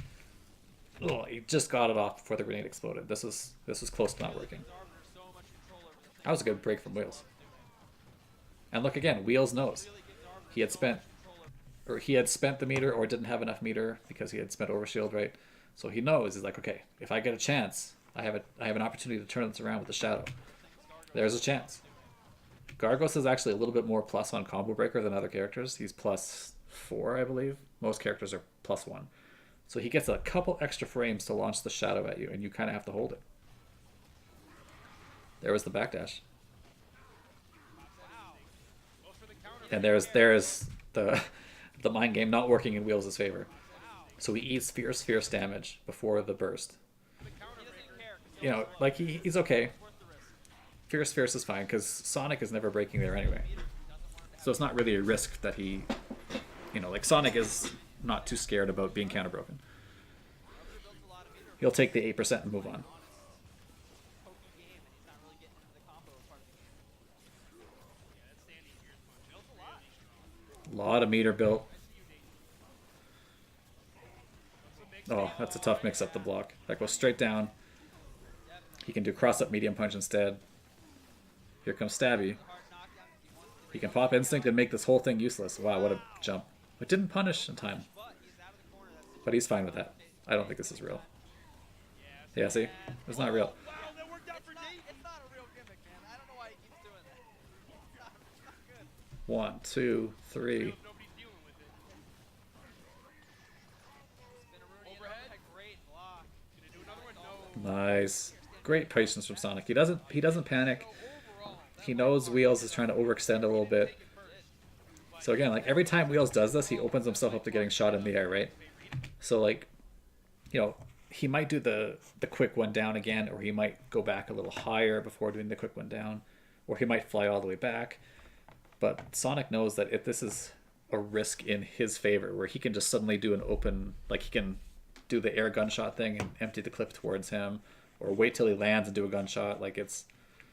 And if he just sits there and blocks and doesn't want to take the risk, there's no real scary threat here. Didn't take it first. But he was down Oh, against 70%. Wow, great. guest break from Wheels. He's going to steal a bit of meter, but I don't think it's going to be that much. Yeah, not even a fifth of a bar, really. You want that corner pressure, and you also want that second. Okay, he's going to get him. Air throw? Yeah. I think it's probably better to land and punish with Fierce. You're absolutely right. But, Wow, that was really smart. okay. Prime positioning. You can't combo off the overhead without a minion, but if he goes low right away, Oh, you tend to get caught. look at him just empty this clip. Combo off the overhead without a minion, but Look at the damage. you also want that second. This is... Actually, I thought this would have been a bit more even. There must be a bit of extra scaling on armor characters. I'll hold them out the thing here. It breaks the heavy double. Starts emptying the clip. There's 3 shots. If he goes low right away, 3 more shots, 3 more shots. I think some of those second shots in the second wave missed, but this is a lot of damage to take that you can't block. He did empty the clip, but that's pretty good. God, you see how much damage? Yeah, that hurt real bad. But he also emptied his clip. He has no more bullets.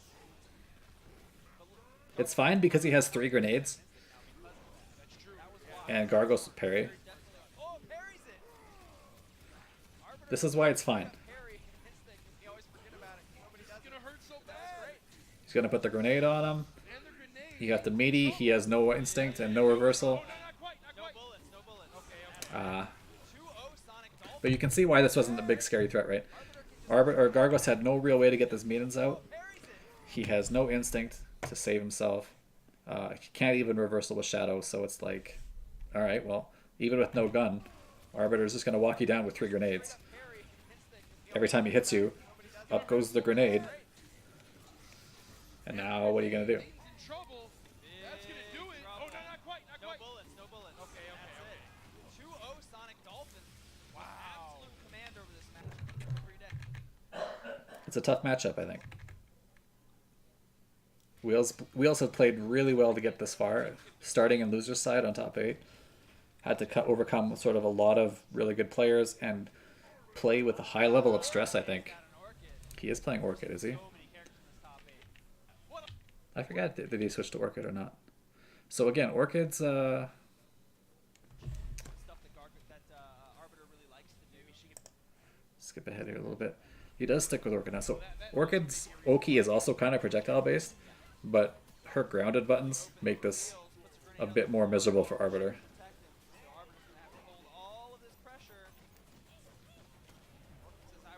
Nice jump. And immediate attempt at a throw tech. These immediate breaks like this are usually throw tech attempts. Even though it was kind of obvious Wheels was going to get hit on the way down, you still kind of reflexively throw tech. So anytime you do something that isn't lights after a jump in, it's a great idea because people will often just try to throw tech and then lock out. Not an early. Could have been more damage.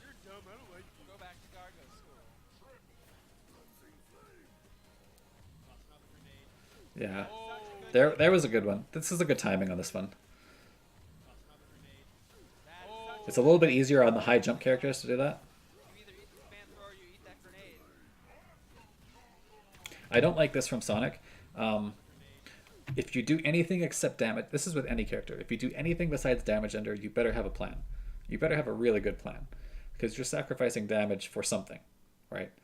Especially Arbiter, who always gets grenades or gunshot after any of his enders, including damage ender. You better have a really good reason for sacrificing the whatever 8 to 10% that you would do by not doing damage. So here, he does this, fierce.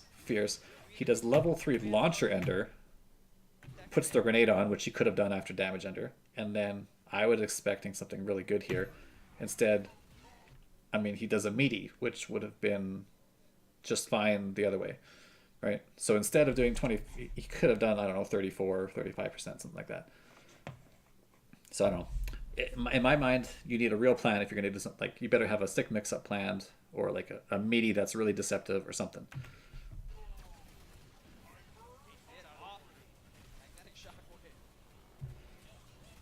Oh, man, that's a lot of damage to take. This is not on armored characters, so take a look at how much damage each of these gunshots does. I'll hover my mouse on Orchid's health bar. 1, that's like 8%. 2, this is 2 gunshots. Now these are real safe, fast projectiles that you can attempt. 3, again, like he just ate almost 30% there. And a combo starter. You can see Wheels is just not feeling those breaks, eh? Pretty much all throughout the set, he's chosen to break in kind of odd situations. Like he'll let heavy auto doubles rock and then guest break the resulting linker. I think he's just mentally tired. There's that grenade Oki that Arbiter gets to ignore. Pops Instinct with the shield, can just walk right through it. That's fine.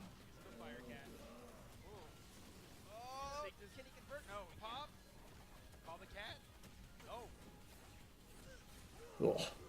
And the confirm into the combo. Ah, Wheels locks out on timing. That's a real bummer. So you can tell Wheels normally would have no trouble breaking stuff like this, right? But you can see how mentally tired he is. All those sets of Gargos.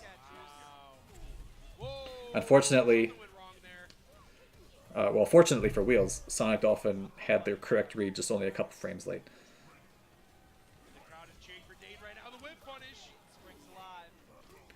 Yeah, that's a reversal. Yeah, and looks like Dayton wanted to get in here because he thought the grenade would save him. So, like, looks like he did reversal there. That was kind of an odd choice. Another lockout. Dayton has not been accurate on breaks this game, and it is costing him big time. He's willing to spend the bullets to get that extra damage right now. Yeah, it's not a thing. It cost him a shadow, but it cost both players a shadow. So I don't think it's really that worth it. And it cost Arbiter a grenade too. That's not going to work. I'm not sure what this was. I don't think he meant to do this, but I don't know what other input overlaps with quarter circle back. Kick. Maybe he meant to do the projectile thing, but that's quarter circle forward. And I don't think you can, like, I don't know. He just must have been really tired here. But great punish from Sonic Dolphin. That's the type of situation you don't often see, like someone whiffing a shadow like that. And Sonic Dolphin, rather than think about what did he do, is he trying to trick me? Did he really mean to do that? Blah blah blah. He just pressed the button into the punish. It's an underrated skill in KI to do that type of punish. Sonic Dolphin, Dayton is eliminated But Dayton is one of my favorite players, not only with his playing as well as he does with his condition, but just if you take away his condition entirely, just the way he plays is really actually quite inspiring. He takes a game that's very fast paced and hard to play good defense, and finds a way to play really good defense, and consistently makes smart decisions. So I think that mindset will take him pretty far in whatever fighting game he plays next. Alright, so here's Grand Finals. Sonic Dolphin versus Nikki. And you can see he's having success with Arbiter, so he moves forward with Arbiter, even though the Kim pick, he tried the Kim pick against Fulgore in Winners Finals, it didn't work. So I asked Sonic about this match, and I think he thinks Arbiter has some stuff that sucks in this match. Like Fulgore can really kind of abuse him in some ways, but also Arbiter has some things that are good in the match, he said. Wow, instant guest break from Nikki. This is classic Nikki, right? He wants to maintain control, and he finds a way to leverage that better than any other player. Wow, he guest broke heavy there? That's a pretty strong guest break. He would have taken 35% if he was wrong there.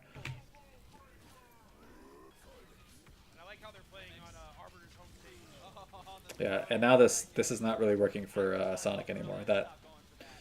That shadow command throw mix-up that people were getting hit by before are no longer getting hit by it. Nice whiff punish.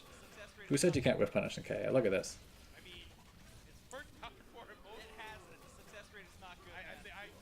And here Nikki doesn't break, and then he finally does break, and you kind of are struggling. No anti-air, unfortunately.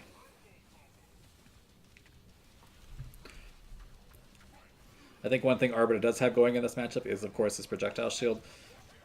Nice. I like that a lot. 1-2 damage ender. Might have to spend a bullet. No, he doesn't.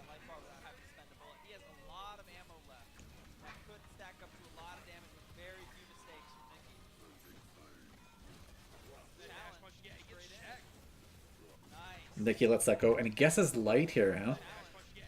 I would have thought Nikki might have guest broke here, but he realizes this could be any strength very easily, so he lets it go, and then guest breaks Linker here. Interesting.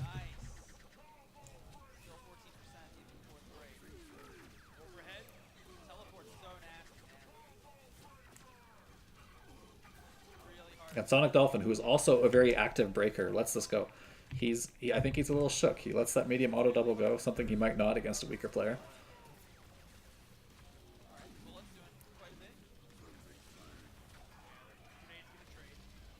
Oh, no whiff punish that time.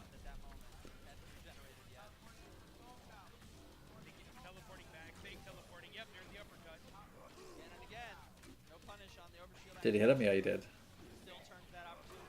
Nice. Sonic can still very easily win this. Oh, that was supposed to be Ultra. Whenever you see someone do DP ender like that, this is always Ultra. But he was not quite in danger. You can tell how hard it is to do this, right? So this is where the Ultra comes out. If he was in danger, but he's like a pixel away from it. But he didn't know that for sure. He just did it and accepted if it was wrong, he'd get opener ender broken. And now he's in the corner, knocked down. This is tough. This is a potential chance for him to come all the way back. Oh, guess broke. Wow, that is good. This move is silly.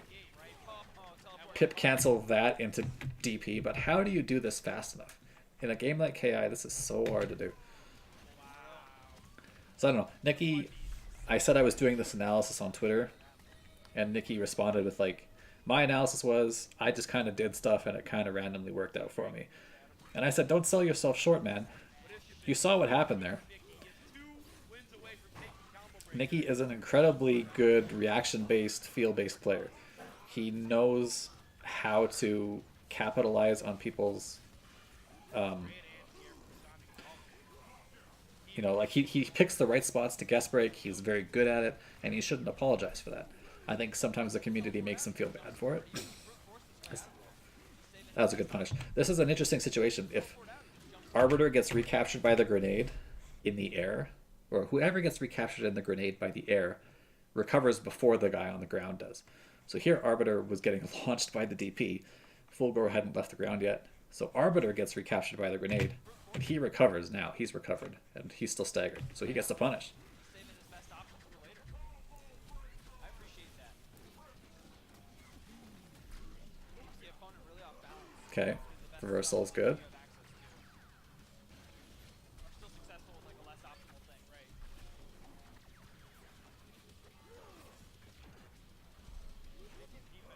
Shields on. Well, Arbiter doesn't have great loads. He's got that Wow, he went right through. Gun, gun, gun. Not enough. light actually is not a low. Oh, he backdashed the chip attempt. This is crazy. You're thinking to yourself, okay, he's probably dying to chip. He backdashed from... This guy was over here. He did backdash from full screen. I might have shot the gun, actually. But he probably wants to save the bullets, and he thought he could do it safely. Okay, so he takes a bit of damage. He's going to die here. Burn some instinct. I'm not sure why he fired the gun there. It must have been a input mistake, or like he wasn't really parry. 1, 2, 3, 4, 5. Combo that's hard to break. That's interesting. The staggers, right? And stagger is a state that's throwable in KI. So he manuals the self-detonating grenade.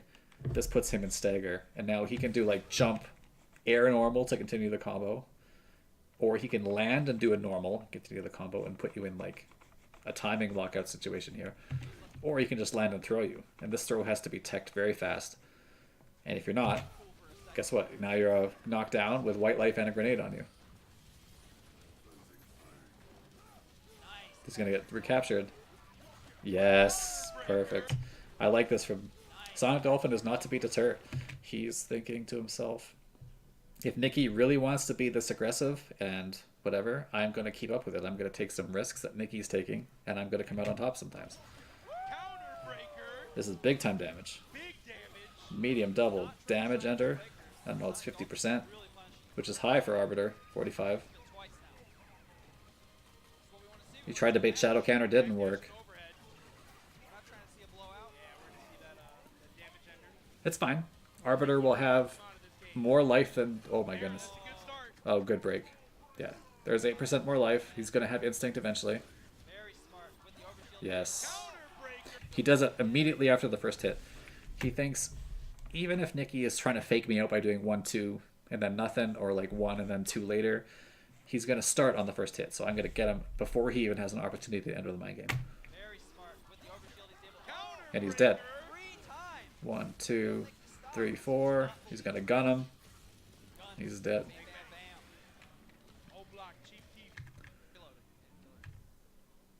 But it's because Nikki is willing to play this high octane game that he forces their opponent to also keep up with this high octane style, right? If people are like not interested in that, they're like, okay, I'm not gonna participate in this breaking game. I'm gonna just try and play steady. Nikki will kind of just run you over like a truck. So to counter Nikki's style, you have to be willing to get in his face and like say, okay, let's see how good your risk-reward analysis really is. A player like Storm, who's had Nikki's number in some events, is really good at that. He also kind of plays Nikki's style, a bit more, I think, I would say solid, or, you know, like he's willing to take risks but not as often. But he will, with Nikki's face, he will get in his face and not let him, you know, like he'll check his reads. Make sure that, you know, he'll take some risks himself and make sure that you don't get away with these guess breaks. Oh, opportunity for a whiff punish didn't work out. I like the throw. Nullifies the grenade. Baits instinct pop 2. That was another throw tech thing. Whenever you see the situation where they land like this is throw tech. Even though this is a light move, he got timing locked out because he tried to throw tech immediately. He has enough time. This is still pretty good, 30 or something. Oh, that land overhead is really good. You think to yourself, man, Arbiter doesn't really have any low threats. I should just continually high block. But then when you're fighting against them, you still just low block because that's how you play fighting games. Yeah, well, Keith says there's no low threat. He's right. Well, he does have a low move, but it's not the greatest. And I love this. This is exactly the same situation. I think the commentators were talking about why this wasn't a good counterbreaker. This one before here. This one. Where Nikki is very likely to have broken that. Great punish from Nikki, though.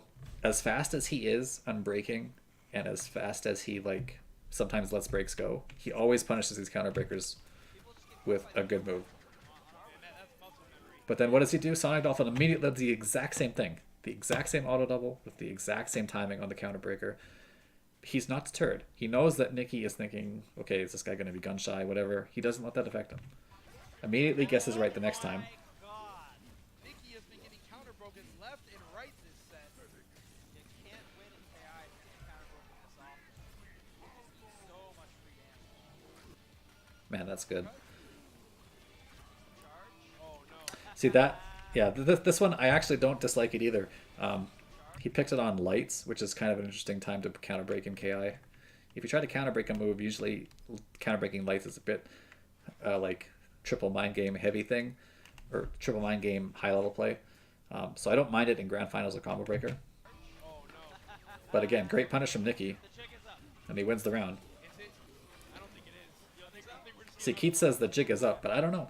I think that shows that missed counter breakers, especially in situations like that where you don't have much life to lose, are like warning signs, right?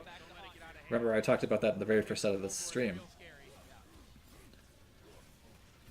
where, you know, the what happens when you counter break or don't lasts with you for the rest of the set.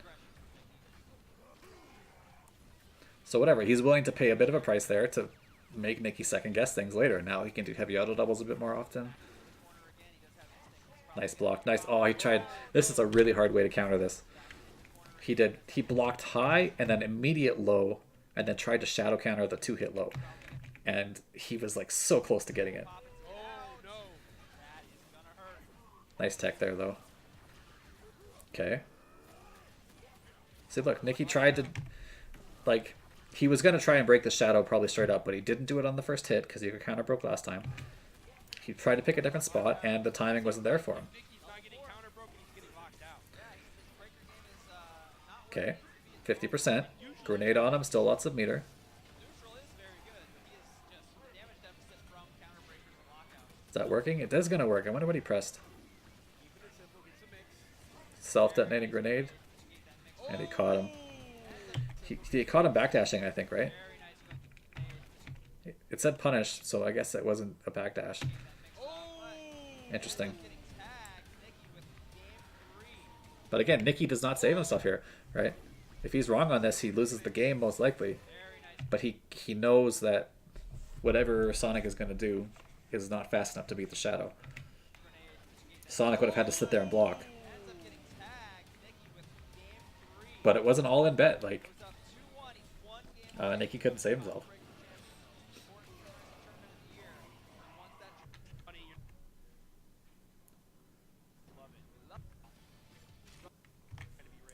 All right, potentially last game of the tournament. I forget if he loses again or not. Overhead is so hard to block. And Nikki answers with a bit of a taste of his own medicine. I like that. Because Sonic Dolphin is a pretty willing breaker himself. Hard knockdown. Oh, that was good. And Nikki does try to guess break in this spot. This is a common guess break spot for him.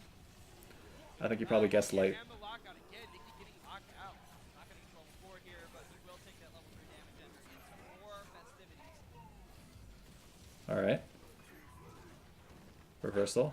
And he just does meaty and then projectile to get through. That's pretty good. He knows this is going to grenade explode, so he has no choice but to do that. And then quick one chance into the kill. Really, really smart. That's what you got to do. And Nikki is so close right now.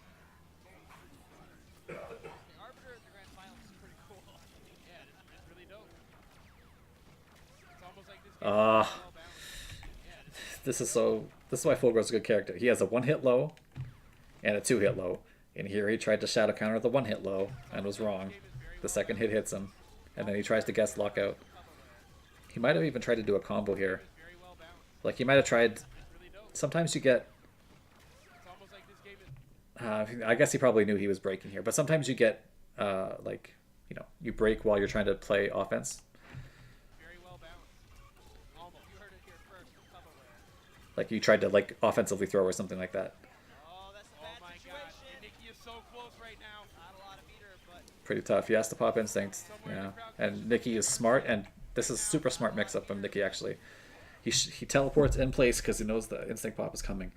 He doesn't want to put himself in a spot where he can get punished for free because this thing will be ignored by the instinct. So he does that, and then he thinks, okay, fine, you're gonna go over here. I'm getting myself in here. So here Nikki teleports behind him. He teleported in place and then behind the spot where he was going to be when he tried to get in. And it's a free punish. There it is. And it's directly into Ultra, which means he knew exactly what he was going to do. Like, this was all planned. This wasn't a scramble because he was super ready with the confirm. He's finally done it. And there's Keisha, like I said, rushing the stage. When I saw this first, I thought this was hilarious There it is. because Nikki wins combo this could have been breaker some random person just coming up. finally done it. And there's Keisha, like I said, rushing Like, I think it's hilarious. It's like, oh, this is my girlfriend. Or, whatever. But, like, I think some random person comes up and, like, starts grabbing him. Combo breaker 2019 champion. And he's like, oh, my girlfriend. Oh, wait, no, this is not my girlfriend. So bad for so long. But yeah, good stuff to Nikki. Dolphin, I mean, come on, man. He might end up watching this later, but That dude, I don't know. that's when You've probably been told your entire KI career that you're random and you're like, you guest break a lot and you're just getting lucky. You're carried by your character. I don't know, man. When I watch you play, you're clearly doing really smart things. And I think you did a great job and deserve this win. so many great matches. Even in the top 24, so many down to the wire matches. So many great players that you might not have seen if you missed that. I don't know. Even back in like season 2 and 3 where I saw you do blade dash, and then if they ever jumped your blade dash, you uppercut them. free to play, dude. I don't know. That's like some ST stuff. That's like, I don't know how you beat that. That's like so oppressive. It reminds me of like those 9-1s in ST. If someone can just do that, they win. They got me. And I'm surprised that no one gave you your due until, or are more willing to give you, say you suck than to give you your props. So, good stuff. Hey, Water Horses, how's it going? I didn't even cheer for you. Man, this is how you greet me, huh? Should we watch a Water Horses set? So I can lavish my praise on your playstyle? You know, I can sit here and pretend that I'm heartbroken, but I'm sure Dayton is feeling it worse than I am. There's a lot of heartbreak on the stage right now. Everyone wanted to win. Everyone wanted to win. So yeah, good stuff, Nikki. You deserved it. Well done playing, taking your lumps in previous tournaments, coming back strong and winning the big tournament. I mean, you lost only one game in all of top 8, right? In each set, like you never got taken to 3-2. You did pretty well. That's so cute that he smiles when you say that. We watch you get your trophy. Congratulations, Nick. You deserve it, buddy. Let's see that trophy, Nick. We want to see it.